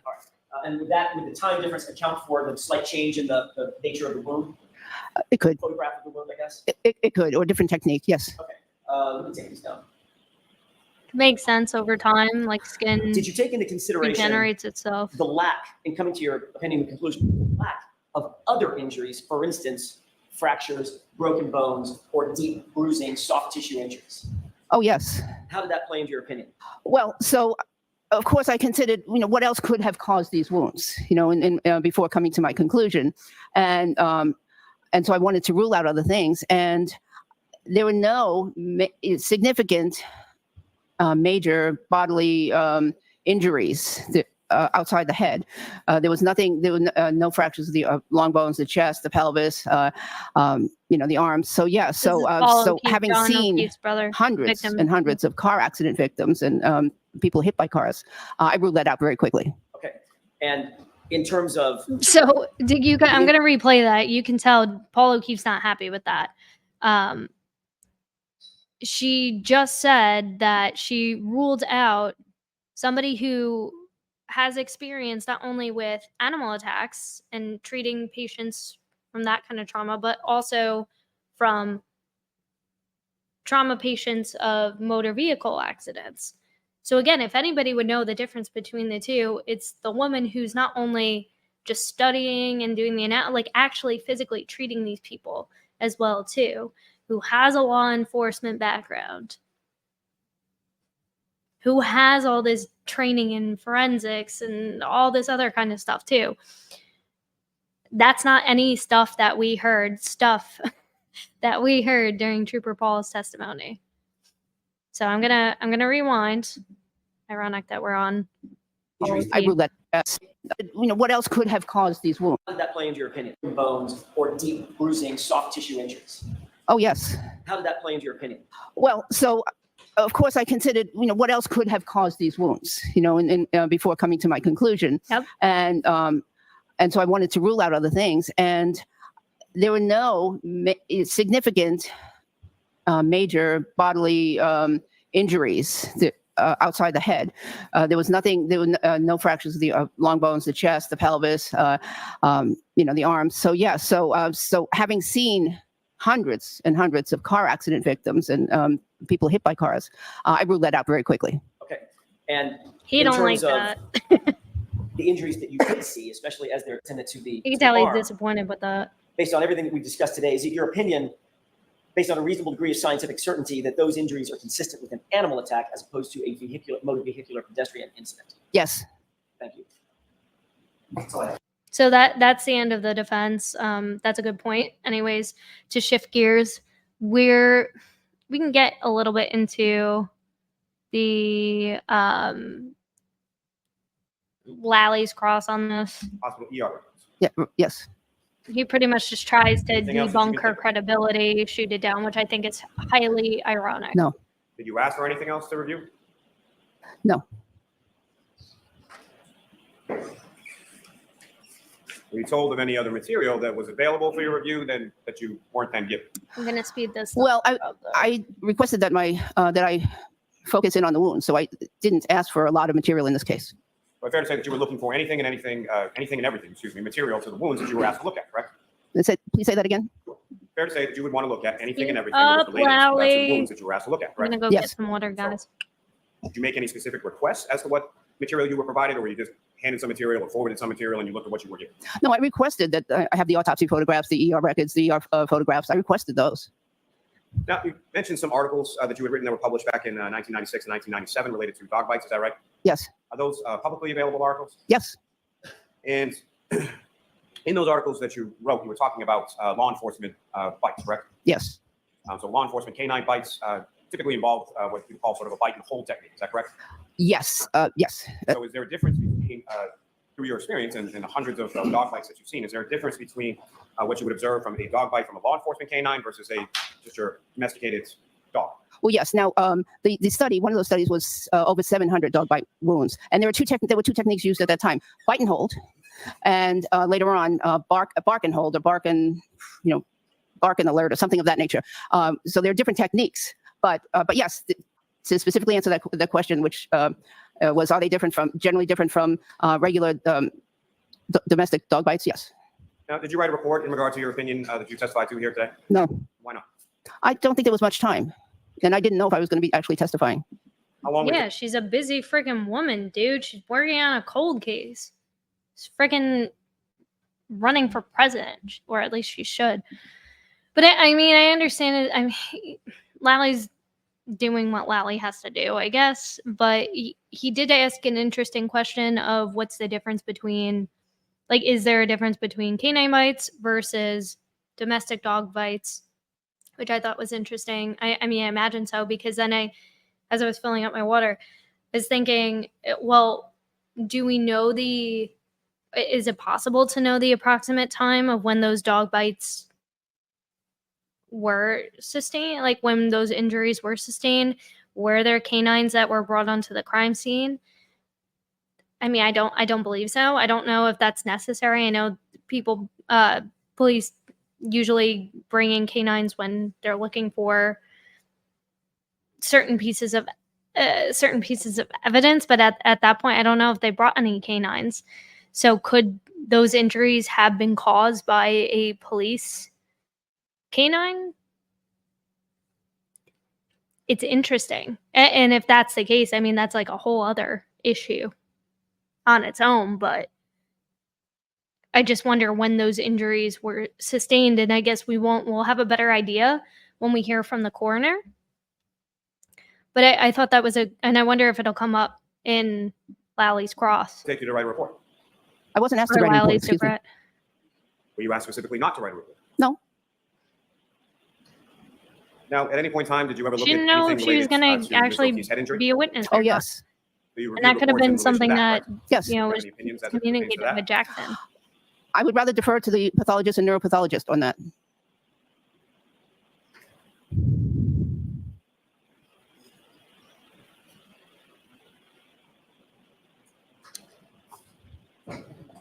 So who contacted you about this case? I contacted a district attorney that I had worked with in the past. We were discussing a different case, a case I autopsied in 1995, and I mentioned that I heard that there was a case Let's see, in LA Massachusetts Deputy that might have DA been John Lewin. being handled by one of his colleagues, his former colleagues, and that there was an Alan issue of whether Jackson. something was a dog bite, and that I might be able to help in that case to clarify. And so when you were provided this material, what is it that you I were mean, we're specifically already asked on the To topic of look at the conflict of interest, Lally. What about the loose acquaintances with a loose acquaintance or a loose relationship with Michael Proctor, Chris Albert, Julie Albert, and Kevin Albert and Colin Albert? What about all those loose connections? Like, if we're talking conflict of interest, like you can't. Come on now. Like, even if Jackson, and I'm sure he will, probably in closing. I just think that's so ironic, because I'm sure that's going to go through the jury's mind if Lally asks some of these same questions, or tries to lead with that. wounds and the reports and the materials that were sent to me and render an opinion. And so before you had even been provided any material, before you had even looked at anything, you had already heard information related to there being a dog bite involved in this case, correct? I had heard that there was a controversy, that some certain wounds could have been a dog bite versus perhaps inflicted by a motor vehicle. That's what I had heard. So Which what he's I'm an really trying to expert get at, in Dr. both. So the timeline. Okay, so you hear about this. When was that? Sometime just before May 17th. So sometime just prior to that, you hear about some controversy in a case in Massachusetts involving a dog bite. On May 17th, you get reached out to by who specifically? His name is John Lewin. He's an attorney in the LA District Attorney's Office. And then who did you talk to after that? I reached out to him. I said I might be able to clarify. And then he reached out to Mr. Jackson, I believe, and then Mr. Jackson contacted me. And not asking specifically anything you spoke about, but at some point, the discussion came specifically to dog bites, correct?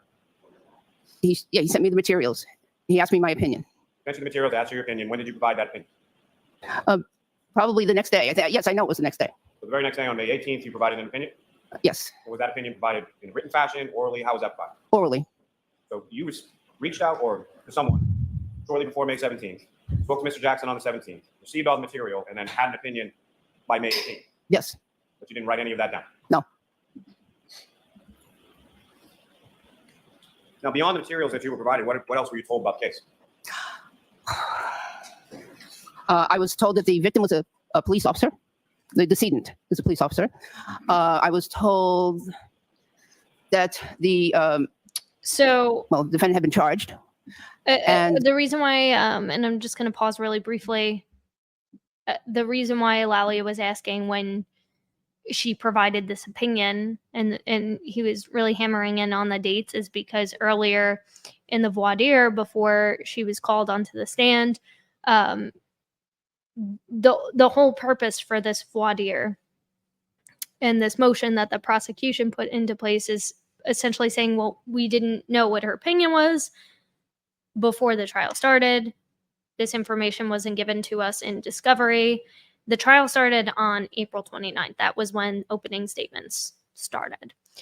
So this trial has been going on for like a millennia at this point. It's probably going to run through July at this point. So that's why. So by May 18th, she had submitted her opinion to Jackson. So that was already during the trial. The trial had already been a couple of weeks in. That's the issue that Lally has, the Commonwealth has. I was told that that there was controversy about whether or not these injuries had been caused by a motor vehicle. And I was also told, and I read in the medical record, that the decedent was found outdoors, I believe in the snow, and hypothermic. Now, in regard to what you reviewed, you didn't review any investigative reports, is that correct? That is correct. You didn't review any witness statements, is that correct? That's correct. You didn't review any lab reports as far as from the forensic lab or anything like that? I reviewed the toxicology report. Beyond that, any other? If it was part of the autopsy report, I reviewed it. You reviewed everything attendant to the medical examiner's file, is that correct? Yes. But nothing from the lab beyond that? I don't believe I did. Now, this first instance, when you say you heard about it, how did you hear about it? Well, Okay, I believe. So now he's going to go into how did you hear about this case? So it's just more of the same, more Lally just kind of trying to discredit her. We're going to jump ahead a little bit. My most likely dog. Most certainty. Yes, definitely. She's clarifying for the judge. So during a voir dire, the judge can ask questions and then turn back to the attorneys in case they have any additional questions that they have based on the questions that the judge has asked. A lot of the judge's questions just seem redundant. Like, yes, they were already answered. They were easy to understand, even for somebody like me who has no legal background whatsoever. So I don't understand. I think Bev just likes being the star of the show. I think she likes knowing that she's the judge and she's the one with the gavel in her hand. And if she has an opportunity to speak, and I think she loves that the whole trial is being filmed too. So like, she's like, it's so below her. That's the vibe I get through a lot of this. And just the way that she interacts with the attorneys, with some of the witnesses, it just, I don't know. It comes off very like, like, how do you not? And usually you feel like, in my opinion, you usually feel like the judge kind of leans more towards the prosecution side. And I just feel like Bev leans towards her side. Like, she just doesn't want to be in this trial anymore. So now we're going to hear, she's going to get off the stand. We're going to head towards the next witness. This poor woman. She's like, I don't know where I'm going. Poor woman. Now they're going to talk about this it. witness before we hear the other witnesses. So, and Ms. Giannetti, I asked you the other day whether she reached out to you or you reached out to her, and you said there was an intermediary. But my concern was whether she came out of nowhere and reached out about this case, and that seems to sort of. It wasn't Ms. Giannetti, it was me. Okay, all right. So the question I asked was answered pretty much by this witness, whether she saw something and decided she wanted to come forward. All right, it's the Commonwealth's motion. What are you asking me to do? Again, I found a violation of Rule 14. There are two concerns here: the competency of the witness's testimony, how much she can testify to, whether she should testify at all. What is it you're asking me, Mr. Lally? Your Honor, I'm asking that the witness be excluded from testifying in the trial for the. I mean, I violation of understand Rule 14, why. Specifically, I believe it's Rule 14A6. This is a witness as destroys the kid. I mean, picked up all on of that's these witnesses reached out, destroy the albeit through an intermediary, with reference to just sort of discovering or coming upon this case in several weeks into the trial.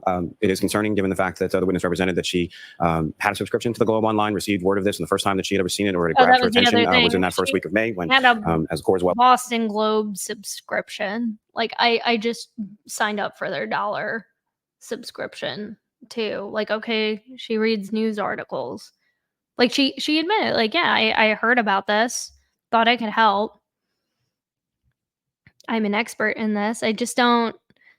I mean, I understand his argument to an extent, and he's gonna do what he has to do, but because he knows that this witness is a double threat. So actually, she's like a quadruple threat. Well aware there's been widespread media coverage, particularly through the Boston Globe, for years at this point. The limitations of the testimony, it's also concerning because the disclosure from counsel indicated, again, as the court had noted, I didn't want to get into too much as far as for purposes of this voir dire, but there was additional material that was indicated in the disclosure that the witness had reviewed, including the UC Davis related to the canine DNA or the lack thereof, as well as, forgive me, the dog bite history of that specific dog, which also I would note for the court includes photographs of what a dog bite from that specific dog looks like. And that specifically apparently was not provided to this witness who's then opining on. And like he's getting heated too. He's getting heated too. But I mean, when you speed things up, everybody seems a little extra heated. But she never said like that specific dog did it. She just said it looked like a dog bite, a canine bite. That is what she said. We heard it. So I don't know what you're trying to pull here, Lally. Inferably, at least, that that dog was the cause of these particular injuries. However, was not shown specifically anything to do with that bite history as far as by way of reports or photographs. So that juxtaposed or coupled with the immensely late disclosure, we're talking about at least the 6th week of trial by the time this witness is even mentioned, not on the defendant's witness list, not mentioned at any point in time during the pendency of the case, and then sort of pops up in the middle of May, and to the point that the limited amount of material or information that's provided by counsel as far as disclosure opinion doesn't come until today. So for all those reasons, Your Honor, the Commonwealth is requesting that her testimony in its entirety be excluded from this trial. Jackson? Your Honor, exclusion is the highest form of punishment. It's the highest form of sanction that the court has available to it. Just to put a fine point on it. They have a right to call a witness like this. Dire remedy. And I know the court has mentioned 2 or 3 times, I'm finding a violation of Rule 14. That sounds as if the court is suggesting or has inferred that we did something wrong. We didn't do anything wrong. As the court learned, I didn't reach out to her. She reached out and said, hey, look, I've got some experience with this. I asked you that the other day, though, and I was told that you reached out to her through an intermediary. I wasn't told she reached out to you through an intermediary. I don't know that there's a difference. I mean, what I was trying to get at, is this somebody who read about this case and said, I want to be part of that? That's what I was trying to get at. I think it was pretty clear, Mr. Jackson. Go ahead, continue with your argument. Okay, I do not misrepresent anything. I didn't say that. I take offense at the court's tone. Yes, you did say that. You just said that. You said, I just heard the testimony, and it's not what I said the other day. I know a person in Los Angeles DA's office. I received a text message from that person saying there's someone who reached out to me who said I might be able to elucidate on this controversy concerning the dog bites. I didn't reach out to her. So when you asked me who reached out to whom, I reached out to her through an intermediary, my friend in the DA's office back in Los Angeles County. So maybe it wasn't clear what I was looking for. I think it was clear. Go ahead, continue with your argument on nothing this. you say, Bev, is clear. Rule 14 requires a sanction if, in fact, the attorney has done something wrong. In other words, it connotes the idea that we're doing something by actively hiding evidence or holding back evidence or not providing evidence that you know you're going to use at some point in an effort to take a tactical advantage. And the sanction for that is exclusion. I've never met this woman. First time I laid eyes on her was during the process after she flew out here to engage this voir dire process. She indicated I could potentially provide some information about this controversy concerning dog bites. I then sent her materials. I talked to her. I sent her materials. I found her to be incredibly credible. I found her to be experienced, and I found her to be knowledgeable in this very specific area. Which is later, there's not that many people who have published, doctors who have published in the area of dog bites specifically. So I thought it makes sense for me to reach out to her and talk to her, which is exactly what we did. And within a couple of days, literally, you could almost count it by the hours of me receiving her information. We then had a discussion amongst ourselves. Is this somebody that we want to then present on the defense side, on the defense case? And we turned the information over to Mr. Lau. I understand that it was well into the trial, but that's not a fault of ours. And I don't think the sanction of exclusion is necessary or appropriate to punish Ms. Reed from having an experienced witness testify in rebuttal to ultimately what Dr. Scortibello and the Commonwealth is going to present in their case in chief. That's what she's going to do. She's going to present contrary evidence or an alternative theory of where those injuries came from. Yeah, and they have a right to call a witness like that. Who can elucidate about this has said those injuries come from a tail light, including Mr. Paul yesterday. We have contrary evidence, and Ms. Reed should be entitled to present that evidence, even though it came late. It didn't come late by any fault of ours, and I don't believe that the Commonwealth has made out a prejudice that they can't overcome. It's late. Obviously, Mr. Lally is a skilled lawyer. There's nothing saying that he can't or hasn't been able to prepare for the cross-examination. I feel like Jackson's just like, I mean, I don't think he actually believes that. He's smoking Lally and he knows it. I don't think he actually believes that. But I think he's definitely pumping him up in a way to be like, well, I know you're skilled. It's like you're not game for this. Like it's almost like that, like competitive, like boys club, you know? I thought that was funny. Or for an examination from the jury. I just don't think exclusion is appropriate.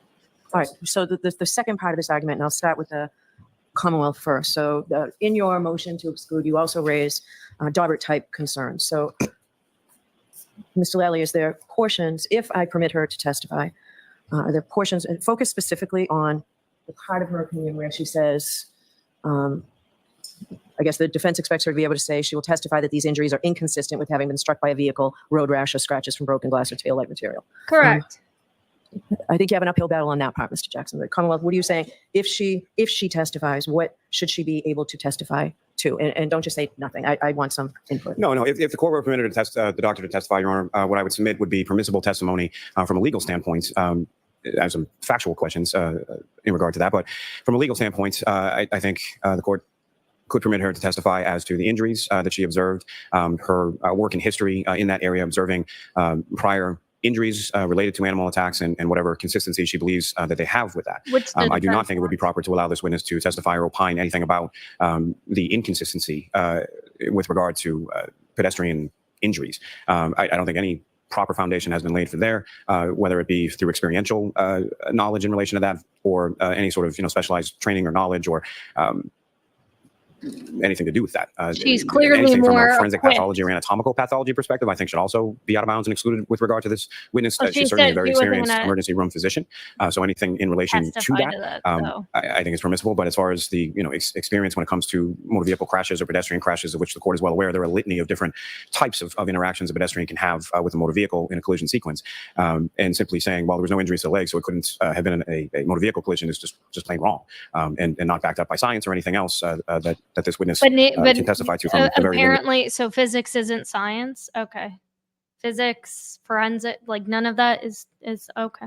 Experience she has in that realm. So Okay. if the witness were able or permitted by the court to testify, I would submit that her testimony should be relegated to simply what, if any, opinions, her experience, obviously, and then what, if any, opinions she draws with regard to the causation of the injuries on the right arm. I guess he as it doesn't pertains think to, that that's like a strong argument for the defense. But I mean, I do, so I don't know. What do I know? Anyways, we're gonna fast forward. Pretty much the judge says, Lally, get another witness to, like, start looking for another witness to rebuttal this. She says, yes, she can testify to, she's gonna think about whether or not she can testify to that, but she can't testify against motor vehicle crash accidents. So, but it doesn't matter because we're going to be calling the other two witnesses anyways, and they are expert in this, which we are going to dive into right now. Okay. Whenever you're ready, Mr. Jackson. Thank you, Your Honor. Sir, could you please state your name and spell your last name for the record? Daniel Wolfe, This last is name the guy I spelled showed you the WOLFE. video So of what do you do for a living? from I'm the ARCCA. director of ARCCA Reconstruction at a company known as ARCCA, ARCCA. And tell us a little bit about ARCCA. If you could explain to the court what ARCCA is and what its primary mission is. So ARCCA is a forensic consulting engineering company. We have a variety of disciplines that include biomechanics, failure analysis, human factors, premise liability, crashworthiness, and accident reconstruction. You said you were the current director of accident reconstruction, correct? That is correct. Is that a specialty of ARCCA specifically? Yes, sir. And what sort of contracts does ARCCA routinely engage in? We typically work for law firms, insurance carriers. What about other clientele? For instance, maybe it's an insurance carrier or a law firm. But what about the ultimate client, the military, Department of Defense? Have you contracted with other entities or agencies, sporting agencies? Certainly, yes. We've done research for the military. We do player safety for the NHL. So yes, we are involved in a number of research projects as well. And in terms of The NHL, like when I first heard that, I'm like, wait, what? Huh? I'm like, that's really freaking cool. Like, tell me more about that. ARCCA and its commissions and consultation, is it known both nationally and internationally? Is it recognized as a leader in the area of accident reconstruction? Yes. As the director of accident reconstruction, do you specialize in not only accident reconstruction, but human factors as well? Yes, sir. Can you give me a synopsis of the professional discipline of accident reconstruction? What is accident reconstruction? Well, I think that's a very broad topic. I look at the cases that come across my desk. I've been involved with pedestrian impacts, and that can be pedestrians seeing the side of vehicles, fronts, backs, getting run over by vehicles, being struck by a vehicle, then projected into another vehicle. I've dealt with your simple fender bender collisions. I've dealt with collisions that involve 60-car pileups on a highway. So again, accident reconstruction in terms of the scope for a case, it can really vary case to case depending on the facts and circumstances of that case. And when you say dealt with, are you talking about literally going into, from an engineering and a scientific standpoint, trying to reconstruct what happened, what the causal effects were of that accident, and what the results were, the resultant damage or injuries were? Absolutely. What about human factors? What does that discipline entail? What is human factors? Well, to give you an example of that, so I do a lot of nighttime visibility work where, for instance, let's say a pedestrian's coming onto the roadway at night. Maybe it's not a lit roadway and you're relying on your vehicle headlights to illuminate that pedestrian. So it's determining when would a driver recognize that individual on the roadway based upon the headlights, if there is any artificial lighting, their clothing. And then we look at how do drivers respond based upon that scenario that they're presented with. So we know that response times are different depending on the hazard that's presented to them. So if it's a pedestrian coming to the roadway, it's a vehicle stopping in front of you. So that's the application of human factors. And that might include everything from passenger vehicles, commercial vehicles, bicycle issues, motorcycle issues, things of that nature. Yes, sir. Okay.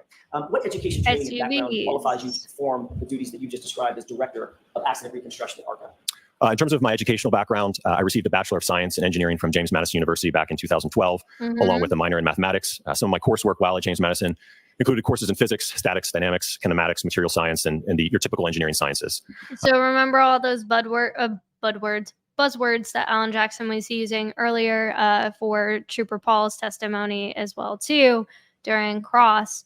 That's why he was asking, like, do you have any advanced training or degrees, certification, anything in any of these related topics? And as we pulled up the Massachusetts site for becoming a I forget what the exact title was, but the traffic accident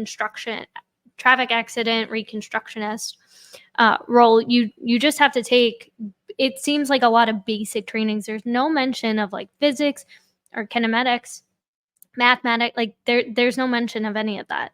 So again, the bar's set pretty low compared to these guys. And again, he's a good-looking guy. He's charming. He's confident. He's projecting, so you know what he's saying. Notice how, too, with the last witness, the judge never once said, hey, speak up. We can't hear you. The people in the back, they can't hear you. So again, it's going to come off, a lot less frustrating to the jury as well, too. Subsequent to my undergraduate degree, I then went on to the University of Delaware to pursue my PhD in electrical and computer engineering with a concentration in electromagnetics and photonics. Did your research area also include physics, in addition to electromagnetics? Yes, sir. Optics? Yes, sir. Photonics? Yes, sir. And lighting? Correct. Are you accredited as a traffic accident reconstructionist? Yes, sir. By whom? By an organization known as ACTAR, which is the Accreditation Commission for Traffic Accident Reconstructionists. Are you trained in photogrammetry to determine vehicle crash and map scene evidence from photographs? Yes, sir. In other words, looking at a photograph rather than being at the scene, that is a specialty or specific area of training that you've engaged, correct? Yes, sir. Are you trained in Bosch crash data retrieval? That I actually missed that question the first time around. So that's a great question because, again, part of Trooper Paul's testimony had to do with the fact that he actually didn't go to the scene of the crime. He was just, again, told kind of like a game of telephone. He was told, this is what happened. This is the evidence. This is what we found. Make it happen. Make fetch happen. And kind of, again, that whole idea that we've heard so many times in movies, and it sucks, but it is that's why there's so many movies that are based on trials and cases like these, because it feels so surreal. It feels like a movie. But a lot of his opinions were based on photographs and, again, just the game of telephone, what he was told by Proctor. I think the maps, too, he was provided with. So, interesting. Analysis. Yes, sir. Otherwise known as CDR analysis, right? Correct. Okay. In terms of professional associations and accreditations, Right, so he's a smarty pants. He's a undertake smarty pants. review for purposes of accident reconstruction of the case that's now pending before the court. Is that right? That's correct. Who at ARCCA was assigned to the team who ultimately would undertake that analysis? So it was myself, Dr. Andrew Rentschler. Okay, so they were high. So him, Daniel Wolfe, Dr. Daniel Wolfe, and the other guy from ARCCA, excuse me, I can't remember his name at the moment. It'll come up later. They were hired again for the federal investigation because essentially the feds didn't trust what Trooper Paul and everybody else investigating the case had theorized. So if that doesn't say it, like, why is this trial happening? Why? So this is what he's referring to. Rentschler and Scott Klein. Scott Klein has a Master of Science, is that right? I believe he's got a Bachelor of Science in Mechanical Engineering, yes. In engineering? Correct. All right. Dr. Rentschler is a PhD in what area? Biomechanical Engineering. Were you provided and did you review certain materials in furtherance of your consultation in this matter? Yes, sir. I have just a moment, Your Honor. Yes. You reviewed.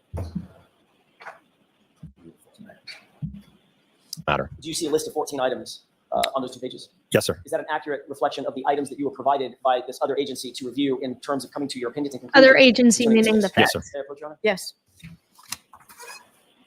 Those I items mean, include just that alone is going to CEU totally homicide death report, shake correct? the Correct. courtroom. The Commonwealth of Massachusetts Department of State Police crime scene report, correct? Correct. The OCME dispatch removal report, correct? Correct. Photographs of the incident location. Correct. Videos of the incident location. Correct. Photographs of the 2021 Lexus LX 570. Correct. Photographs of recovered evidence. Correct. Crash data retrieval report from the 2021 Lexus 570. Correct. Report of autopsy. Correct. Autopsy photographs. Yes. Three-dimensional laser scan data of a Lexus LX 570. Yes. A VIN-Link, VIN capital LINK report sheet for the 2021 Lexus LX 570. Yes. Expert autostats data sheets for a 2021 Lexus LX 570. Yes. And publicly available literature, including but not limited to the documents cited within the report, learning treatises, textbooks, and scientific standards, correct? Correct. All of those items and data were reviewed by you and your team in coming to your conclusions and opinions in this case, correct? Yes, sir. And I'd like to ask you one other series of questions concerning sort of who did what. Your report indicates that there were, in no small part, 2 undertakings, if I could ask them in terms of pillars: the damage to the vehicle and the injuries to the body of John O'Keefe, correct? I would say that's a fair characterization, yes. Okay. And I may be butchering this a bit because I'm not being very scientific, but were you more responsible for the vehicle damage or the injury damage? The vehicle damage. And who on your team was more responsible for the injury damage? That would be Dr. Andrew Rentschler. Obviously, Okay, so Dr. Andrew Rentschler, he is the next guy that this witness is definitely a lot shorter. So he's the guy who looks at the vehicle. He does not assess any kind of injuries. He doesn't get into any of that. But the next doctor who comes up on the witness stand will. Dr. Wolfe, in coming to your opinions and conclusions concerning the damage to the vehicle, you had to consider the damage to the human being, correct, John O'Keefe? Correct. And as the team leader, in terms of Dr. Rentschler coming to his conclusions and opinions concerning the damage to the human being, he also had to consider the damage to the vehicle and the interplay of the two, correct? Correct. We work together. I was just going to say, is that how you two and Mr. Klein work together to come to the opinions and conclusions that are cited in your multiple? But who works Yes, sir. with Trooper Paul? Like, Okay. yeah, so really quick. Thank you. Always with the sigh. 14 things that are contained within your report that your firm or your agency was provided with that you reviewed, correct? That is correct. Did you specifically review all 14 of those things, or was that done as sort of a team? Yes, I looked through all the documents. So you personally looked at all 14 of those items that are listed within the report? Yes, sir.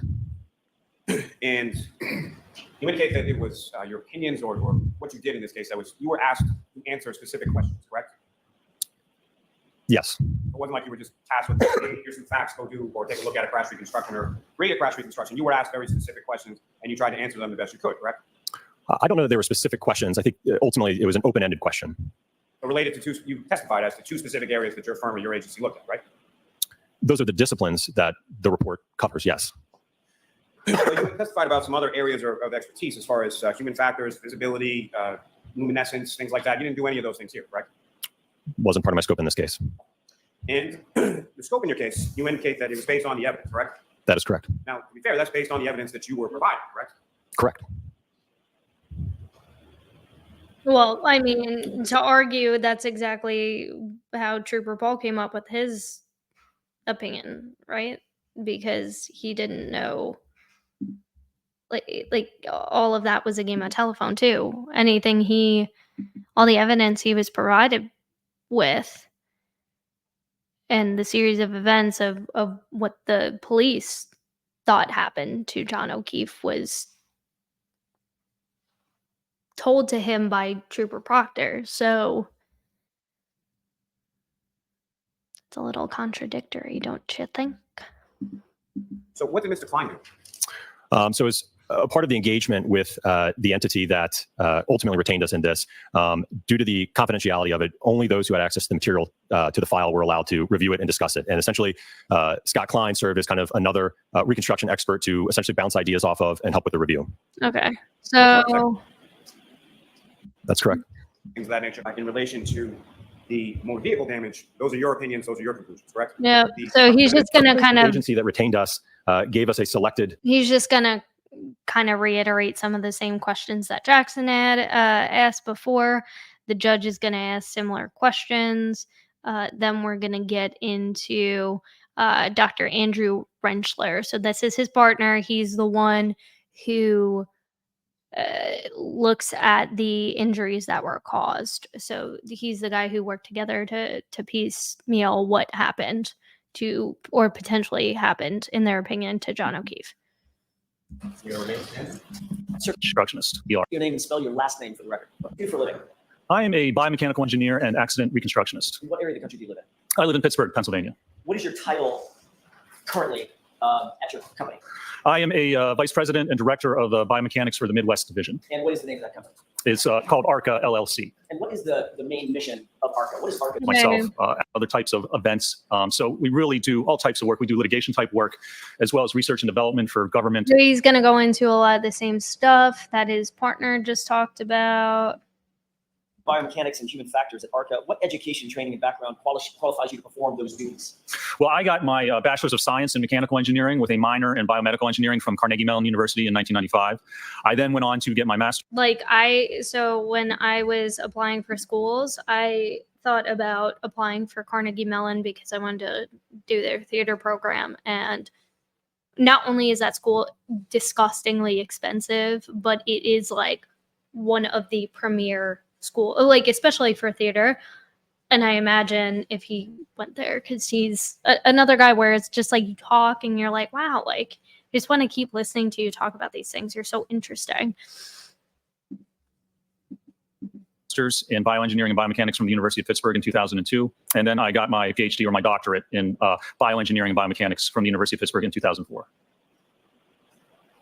Can you give us a brief work history up to and before ARCCA? Sure. So I got my PhD in 2004, and then since then I've worked in the consulting field for biomechanics. I've worked for a company out in Davis, California for a while called Biomechanical Engineering Accident Reconstruction. I then joined another engineering company in Jacksonville, Florida for about 3 years called Chesapeake Engineering and Design. And I have now been with ARCCA for approximately 16 and a half years. Wow.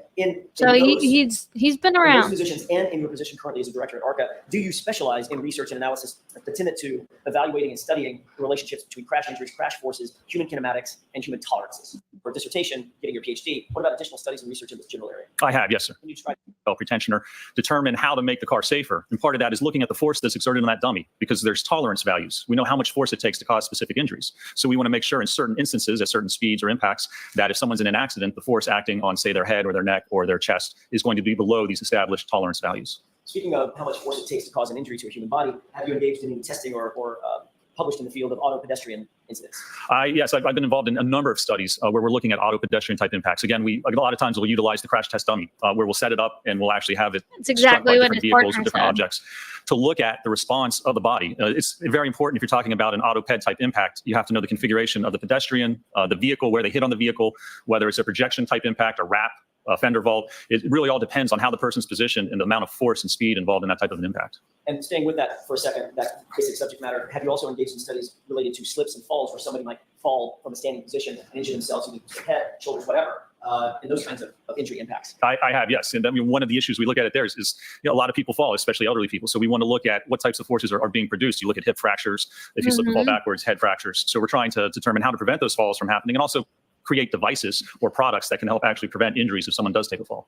Doctor, have you been retained as an expert in the area of biomechanical engineering and human factors in the past? I have, yes, sir. May I approach you? Yes. So he's going to get into. Can you take a look at that document and tell me if you read the report this morning? Yes, I appreciate it. I had This way. How many times do you think you've been qualified as an expert in the field or testified as an expert in the field of biomechanics, biomechanical engineering, and human factors? I've testified probably over 150 times in numerous state, federal. So he's testified. He's a smarty pants. Document be marked. People trust him. People want to pay his company probably hundreds of thousands of dollars to I do have, this yes. stuff. How recently? I can't imagine anything. Well, actually, I just recently I testified twice. The end of May, I think May 31st, I testified in McKean County, Pennsylvania. Talk For the about a prosecution, resume. it was a case where the defendant was accused of beating his girlfriend to death and basically said that she fell down the steps. So my testimony involved determining how her injuries occurred and that they were entirely inconsistent with what would have happened during a stair fall. What about another case? And then about a week after that, around June 6th or 7th, I testified in Cambria County, Pennsylvania, again for the prosecution for another homicide case where the defendant was accused of essentially beating his wife to death and then said that she actually fell backwards and struck her head, caused a skull fracture on the side of the sink. So my testimony, again, pertained to looking at the injury mechanisms and determining that his story of her falling back and striking her head on the sink, it's inconsistent with the injuries and the type of force that would have been exerted in that case. In both of those murder cases, you were hired or retained by the prosecution in the case, not by the defense, correct? That's correct, yes, sir. Your opinions in furtherance of the prosecution's case in chief, not the defense case in chief, correct? That's correct, yes. With regard to this case, you were asked to look at several items. We've already gone over those in the other testimony, so I won't belabor that. You were asked to look at several items, correct? I was, yes. And ultimately, based on that series of information, that universe of information that you were provided, see if you could come to an opinion and conclusion concerning the incident before the court now, correct? That's right. See if I could determine what happened, how the injuries occurred, and the events leading up to and during that process. Without going into your conclusions and opinions, were you able to come to conclusions and opinions to a reasonable degree of scientific certainty? I was, yes, sir. You were not hired by the defense, by me, or anybody on the defense side in this case, correct? That's correct. I was not. You were not consulted with or hired by the Commonwealth either. That's correct. I was not. It was a completely independent agency, is that right? That is correct. Yes, sir. Before this morning, have you and I ever met? No, sir. And we've never talked about, you and I have never talked about the substance of your opinion and conclusion, correct? We have not. That's correct. You did reduce those opinions and conclusions in conjunction with your team to a report, is that right? I did. Yes, sir. And your understanding is that report was made available both to the defense and the Commonwealth in this case, is that right? Yes, sir. That's correct. I have nothing further. Okay, Mr. Lally? This is so what Jackson was essentially getting at, because this is also this is more of like the extra bogus part. I can kind of understand Lally's argument for filing the motion against Dr. Russell, but for these two experts, they were hired by the feds to help out with the federal investigation of this case, and they weren't able, they only provided like I guess like probably based on what the feds asked them to report back to them. They probably didn't give them a whole lot of instruction in terms of like, hey, can you make sure like you send us this detailed report about this, that, and the third. Like that's not what they were hired to do. If they were hired by the defense, they would have prepared a proper report to enter into discovery, to share with the prosecution. The prosecution right now is saying, well, we don't know what their opinions are or what they're testifying to. And that's why they were also called to this voir dire. But Jackson saying, well, you know, this is all we got from the Fed. Like this is the report we got. So we gave the Commonwealth as much information as we had. There was no, we're trying to hold back, we're trying to be shady, we're trying to be sneaky, we're trying to hide this guy's opinions and testimony. So you screw up on crossing, you can't properly prepare. So I think in terms of leading towards the defense, they're going to have a lot more leeway, I think, with these experts, because I mean, I don't know, it's hard to tell with the judge because she's such like, I just feel like she tries to make things harder for people. It's just like this case would have been over, like it would have been open and closed shut. I mean, it shouldn't have gone to trial, period. But now that we're here, like this could have been done probably weeks ago.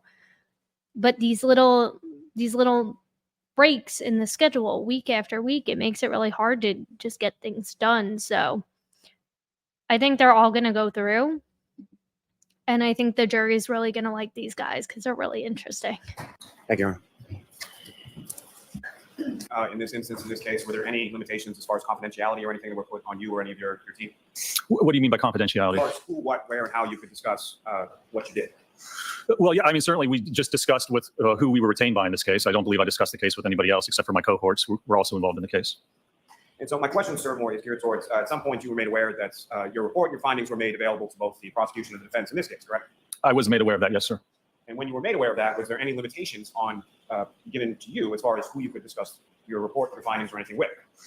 Basically, given the direction or the request that I don't actually discuss the substance of my opinions or my report with anybody aside from who we were originally retained to work for. So now, yeah, so there you go. So he said we don't discuss our opinions in the report. So what we gave to the other than the client themselves, because we signed a confidentiality agreement. I get it. I do that sometimes with my job too.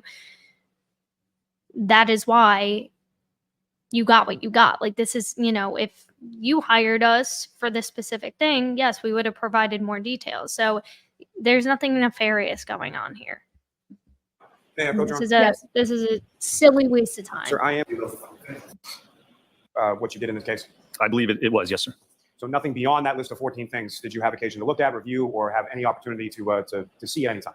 Well, aside from we did do testing in this case, so we did do other aside work. From your independent testing, I'm asking as far as material provided by whoever employed you, that is a sum and total of what you received, correct? I believe that would be correct, yes, sir.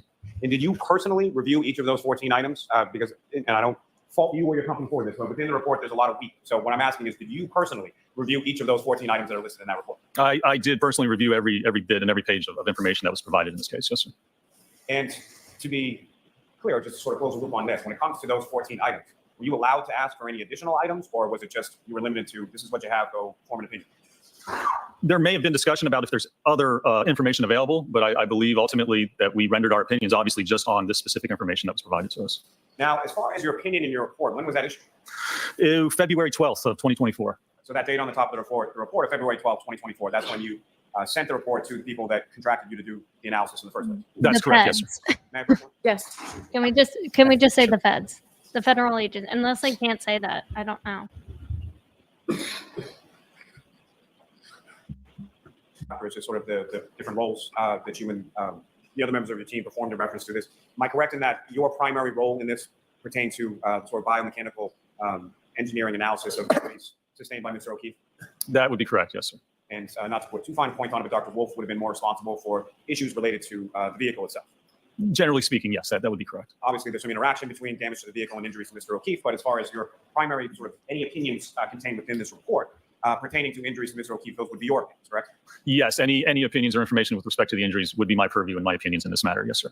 And can comment on any opinions related to damage to the motor vehicle, those would be opinions of Dr. Wolfe, is that right? Well, to some extent. I mean, certainly I would have opinions as well based on the interaction or alleged interaction between the body and, for instance, the vehicle in this case, and what damage to both the body as well as the vehicle you would expect. So I think there's basically some overlap between those issues. I wouldn't say that it's a complete separation. And so, and again, Doctor, what your opinions Makes or ultimate sense. conclusions I are. feel like you have to know what what happened. It's all limited to the based on car the information and the in evidence. order to received, properly correct? assess. It certainly is based on the information that we reviewed and listed in our report. Yes, sir. Now, as far as for the mandate or from the agency that hired you, were you asked to answer a specific question, or were you asked to just do an analysis based on what we sent you, or how was that put to you as far as what you were doing? There was a specific request that we were asked to perform and to evaluate in this case. And specifically what I'm asking, sir, is there's an analysis in there of whether or not the injuries to the back of Mr. O'Keefe's head could have been caused from contact with the vehicle, correct? That is part of my analysis and opinions, yes, sir. And were you specifically asked to address or answer that question by the agency that hired you? That was one of the questions I was specifically asked, yes, sir.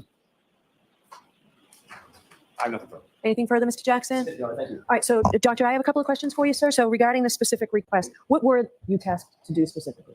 So specifically overall, I was tasked from the biomechanical standpoint to determine or to see if it's possible to determine how the injuries in this case occurred. And part of that was to determine whether the injuries, the head injury and the arm injuries resulted from contact with the Lexus in this case. Yep. Okay.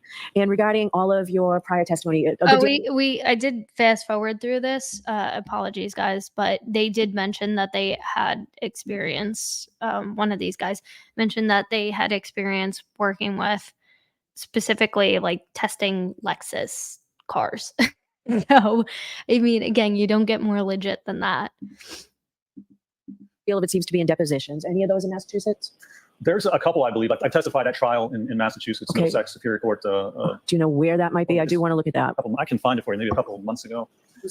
So he's testified just like the other witnesses as well too. He's testified in a lot of other trials. So again, it's just further adding to his credibility. Criminal case? I'm gonna butcher it. Worcester. Is that a civil or criminal case, doctor? That is a civil case as well. Okay. A What year later was that? moment in court. So that's pretty much the end of his testimony. That's pretty much the end of Voire.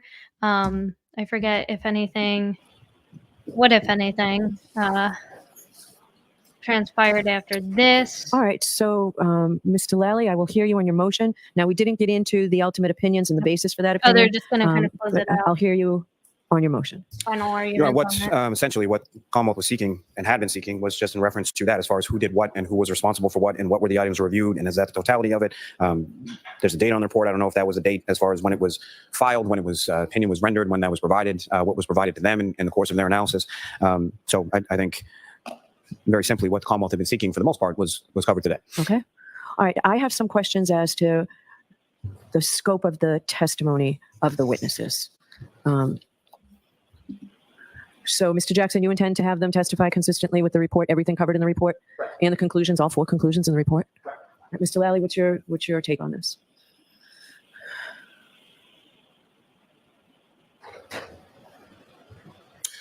I do have an issue with number 4. I don't think they're qualified to testify. I don't think either of them is qualified to testify to that. That's They're more of not an area talking of about forensic the pathology. witnesses. What do you say to that, Mr. Jackson? Number 4 is their opinion is there's currently insufficient evidence to determine the cause of Mr. O'Keefe's skull brain injuries or the circumstances surrounding the event. That is well within the scope of their expertise. Obviously, I don't think I have to beat this dead horse. They are highly, highly qualified to review all 4 opinions. And if the evidence in their opinion, their expert opinion, to a reasonable degree of scientific certainty, which is what's evidenced here by the report, is that there is insufficient evidence to determine the cause of Mr. O'Keefe's injuries, then that is an opinion that they are well within it's well within scope what they can testify to. That's their opinion. That's their conclusion. Mr. Lally is going to have an expert, Trooper Paul, who's going to differ or who has differed in that opinion. So be it. And I would have kept it out. Remember, I would have kept out any medical part had there been an objection. And when you objected, I sustained the objection. I think we're talking about 2 different things, apples and oranges. That's not, Trooper Paul's opinion is that his injury or his injuries, or I think he said variously that it was blunt force could have come from the curb, or it was blunt force because the road was blunt. That was his opinion, and he was sticking to it. This is contrary to that. Both of these individuals have come to the conclusion of opinion that the evidence is insufficient to support that determination, and it's well within their purview to testify to that. You know, if I may, I don't think that's their actual opinion. I initially didn't think of it in these terms as it's phrased on the cover page of the report. If you look at the actual opinion I was looking findings, at the last page. Are they the same on the front and the back? I think the front is a little more definitive and concerning. The back, I think, more as to it's consistent with a whole multitude of different things. So the fact that I don't really think that's an opinion at all, to be honest with you. All right, I'll take a look at this more closely, give you a decision Thursday. What? All right, I did not expect it to go this quickly. We could have had the jury here, but I'm sure you all could use the afternoon to prepare. All right, Mr. Lally, let me know Thursday if you need, are you ready to go forward at least with your case on Thursday? Oh, yeah, sure. Let me know Thursday if you need additional time. If I let Dr. Russell testify, how that impacts our schedule. Absolutely. All right, but I don't want that to be a concern of yours, how it impacts the schedule. That's my concern. I just need to know. All right. Because she wants to be done with this case, as to everybody else. I mean, we just want justice for John O'Keefe. That's the end of the voir. Just to close things out on somewhat of a, I guess, like high note or later note. I think this is actually from today. Let me see. Yeah.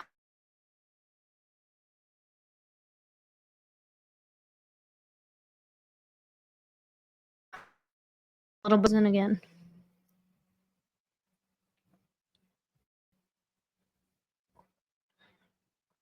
And I'm back. I keep freezing. She's been a little bit more vocal, in my opinion, last couple of days. Just like reacting, I feel like a little bit more. Not so much like during court, kind of during court, but All right. I just wanted to play this clip really quickly. This is her outside the courthouse after today.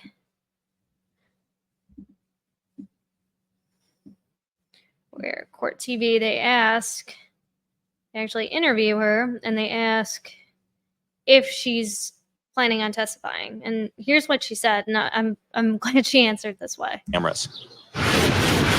There is no case against me. After 8 weeks. After 8 weeks, it's smoke and mirrors, and it's going through my private life and trying to contrive a motive that was never there. Have you thought about what it would be like to be on the witness stand yourself? Yeah, I have.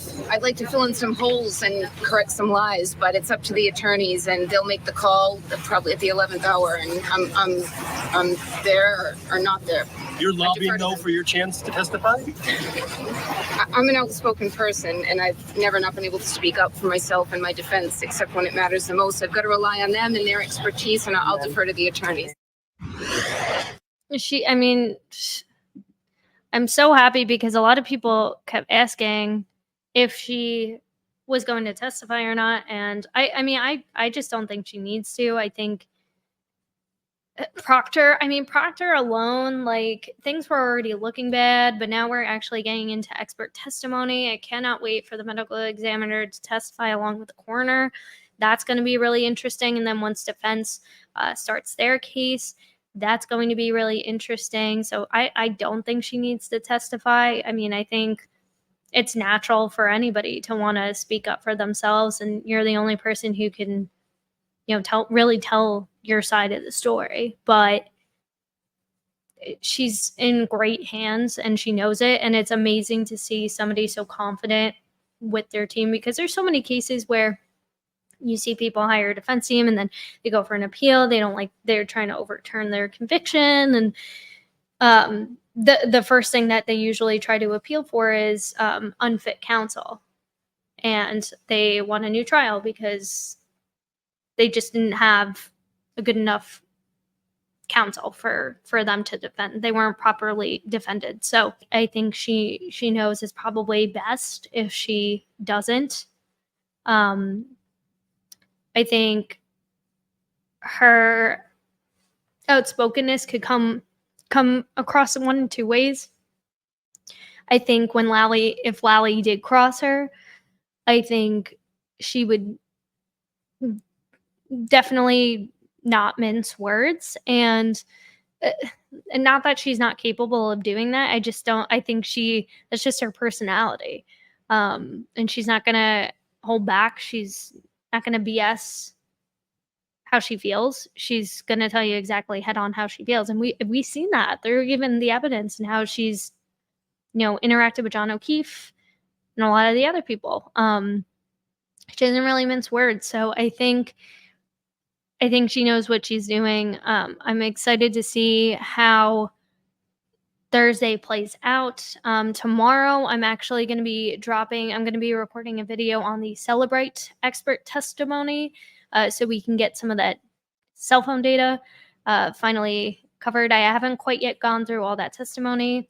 I know there was this trending thing about a hot mic reading through some of Karen Reed and John O'Keefe's text message thread about their relationship. We'll probably get into a little bit of that, but from what I could see, a lot of it didn't feel super relevant. But I guess for establishing what kind of relationship they had, because the prosecution's trying to claim that they had a rocky relationship and trying to prove motive. But you don't need to prove motive to get a conviction. You just need to prove that a crime was committed by this person. It doesn't matter how or why. So that being said, that video is going to come out then on Thursday morning, and then we have court all day on Thursday, and then we're off on Friday, and we'll probably have an idea of the schedule for next week. Then I imagine it's probably going to be all full days, unless there's conflicts in somebody's schedule. So that being said, if you enjoyed today's video, I know this was a little bit shorter than my other ones, but if you enjoyed today's video, don't forget to hit the subscribe button. Don't forget to hit the notification bell as well for more videos about this. We're going to be covering the Karen Reed trial pretty much exclusively. I'm going to try and mix in some other content as well too. I know Justin Timberlake, probably get into a little like Hollywood stuff too. Justin Timberlake just got picked up for DWI. So we might get into that and some other cases that you guys are interested in. I'm going to include my email as well too. So if you have any case or trial suggestions, please feel free to email me. Would love to have more ideas, more conversations about stuff like this because, hey, we're all learning, and I just want to make this country a better and safer place for me and my family to live in, and yours too. So that being said, thank you so much for watching, and I will see you in the next one.